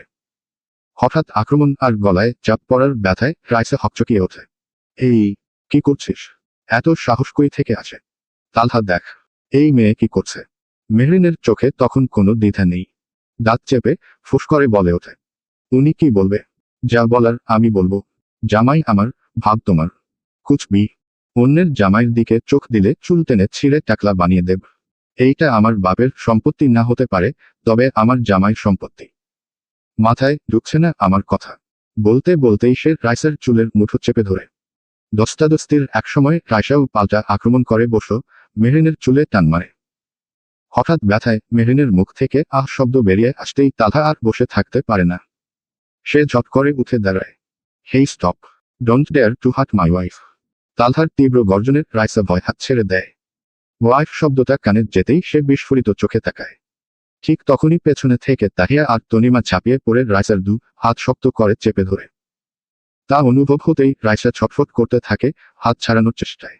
মেহরিন তখনও চুলের মুঠো ধরে আছে, একদম যেন লটকে আছে তার চুলে ধরে। ব্যথায় আর অপমানে কণ্ঠ ভেঙে আসে রাইসার। Please Talha, help me. আমাকে মেরাই ফেলবে বাঁচা। কিন্তু তালহা অবাক করার মতো শান্ত, যেন সামনে যা হচ্ছে সবই নর্মাল। সে মৃদু হেসে টেবিলে রাখা পানির গ্লাসটা তুলে নেয়। ধীরে এক ঢোক পানি খেয়ে আরাম করে বসে পড়ে। তারপর নির্লিপ্ততা ভঙ্গিতে বলে, সাজিদ, দাঁড়িয়ে দেখছো কেন? ফার্স্ট পপকর্ন আনো। বউ, আরো কিছু সময় কন্টিনিউ রাখো, ভালোই লাগছে। পাশে দাঁড়িয়ে থাকা সাজিদ বিস্ময়ে চোখ বড় বড় করে তাকিয়ে আছে। সামনে তখন তুমুল চুলাচুলি, অথচ তার স্যার নির্বিকার ভঙ্গিতে পপকর্ন আনতে বলছেন। গলা শুকিয়ে এলো তার। স্যার কি ঠিক আছে? ভয়ে ভয়ে সে বলে উঠল, স্যার, রাইসা ম্যাডামকে মারছে। তালহা কোনা দৃষ্টিতে তাকিয়ে অনায়াসে বলল, সোহাত, ভালো লাগছে না? এহেন প্রশ্নে কিছুক্ষণ বসের মুখের দিকে চেয়ে থাকল সাজিদ। মনে মনে সে বেশ সন্তুষ্ট, এই উদ্ধত মেয়েটাকে অবশেষে কেউ উত্তম মধ্যম দিচ্ছে। কিন্তু চাকরির ভয়টা সামনে চলে আসতেই সে মাথা নেড়ে বলল, না স্যার। তালহা হেসে উঠল, আরে ধুর, মিথ্যেবাদী। তোমার মুখের রুই চাপা হাসিটাই সব বলে দিচ্ছে। তালহার আচমকা স্বরবলে সাজিদ হকচকিয়ে ওঠে। তার স্যার তো এমন রসিকতার মানুষ না, হলোটা কি হঠাৎ? আঁতকে তাকিয়ে আছে একবার মেহরিনদের দিকে তো একবার তালহার দিকে। অফিস রুমের বাইরে কর্মচারীদের ভিড় জমে উঠেছে।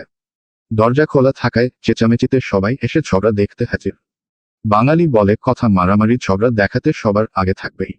খোলা দরজার ফাঁক দিয়ে সবাই উকি মারছে। কারো চোখে কৌতূহল, কারো মুখে চাপা আনন্দ, অনেকেরই মনে হচ্ছে মেয়েটা অবশেষে তার প্রাপ্যটাই পাচ্ছে। এমনিতেই সবাইকে নাকাল করে ছাড়ছে।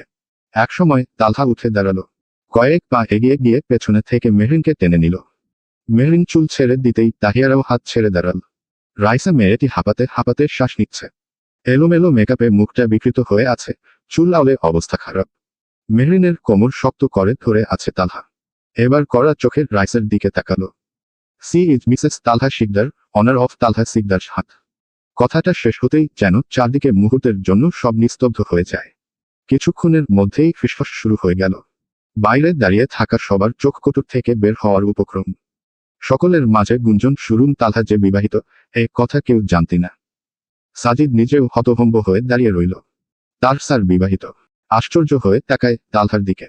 তালহা একবার চারপাশে চোখ বুলিয়ে আবার রাইসের দিকে ফিরল। এখনই বেরিয়ে যাবি, অফিসের ত্রিসীমা পেরিয়ে যেদিক মন চায় যেতে পারিস। তবে অফিসের আশেপাশে তোর ছায়াও যেন আর না দেখি। বন্ধু বলে এটুকু সম্মান দিলাম, না হলে এই মুহূর্তেই ঘাড় ধাক্কা দিয়ে বের করে দিতাম। লজ্জা, অপমান আর ক্ষোভে ভেঙে পড়ে রাইসা কান্নায় ভেঙে দৌড়ে বেরিয়ে গেল। দরজার সামনে ভিড় দেখে তালহা একবার কড়া ধমক দিতেই সবাই তড়িঘড়ি করে যার যার কাজে ফিরে গেল। তবে তালহার বিয়ের খবর মুহূর্তেই পুরো অফিসে ছড়িয়ে গেছে। মেহরিন ঝাঁকুনি দিয়ে নিজেকে ছাড়িয়ে নিল তালহার থেকে। রাগে তার চোখ মুখ জ্বলছে। তালহা পকেট হাত গুজে দাঁড়িয়ে গম্ভীর স্বরে জিজ্ঞেস করল, এখানে কি করছো? কার সঙ্গে এসেছো? মেহরিন নাক ফুলিয়ে কয়েক সেকেন্ড তাকিয়ে রইল। তারপর আর নিজেকে সামলাতে না পেরে গর্জে উঠল, তার আগে বলুন, আপনার এইসব কি চলছিল? হ্যাঁ, চলবে।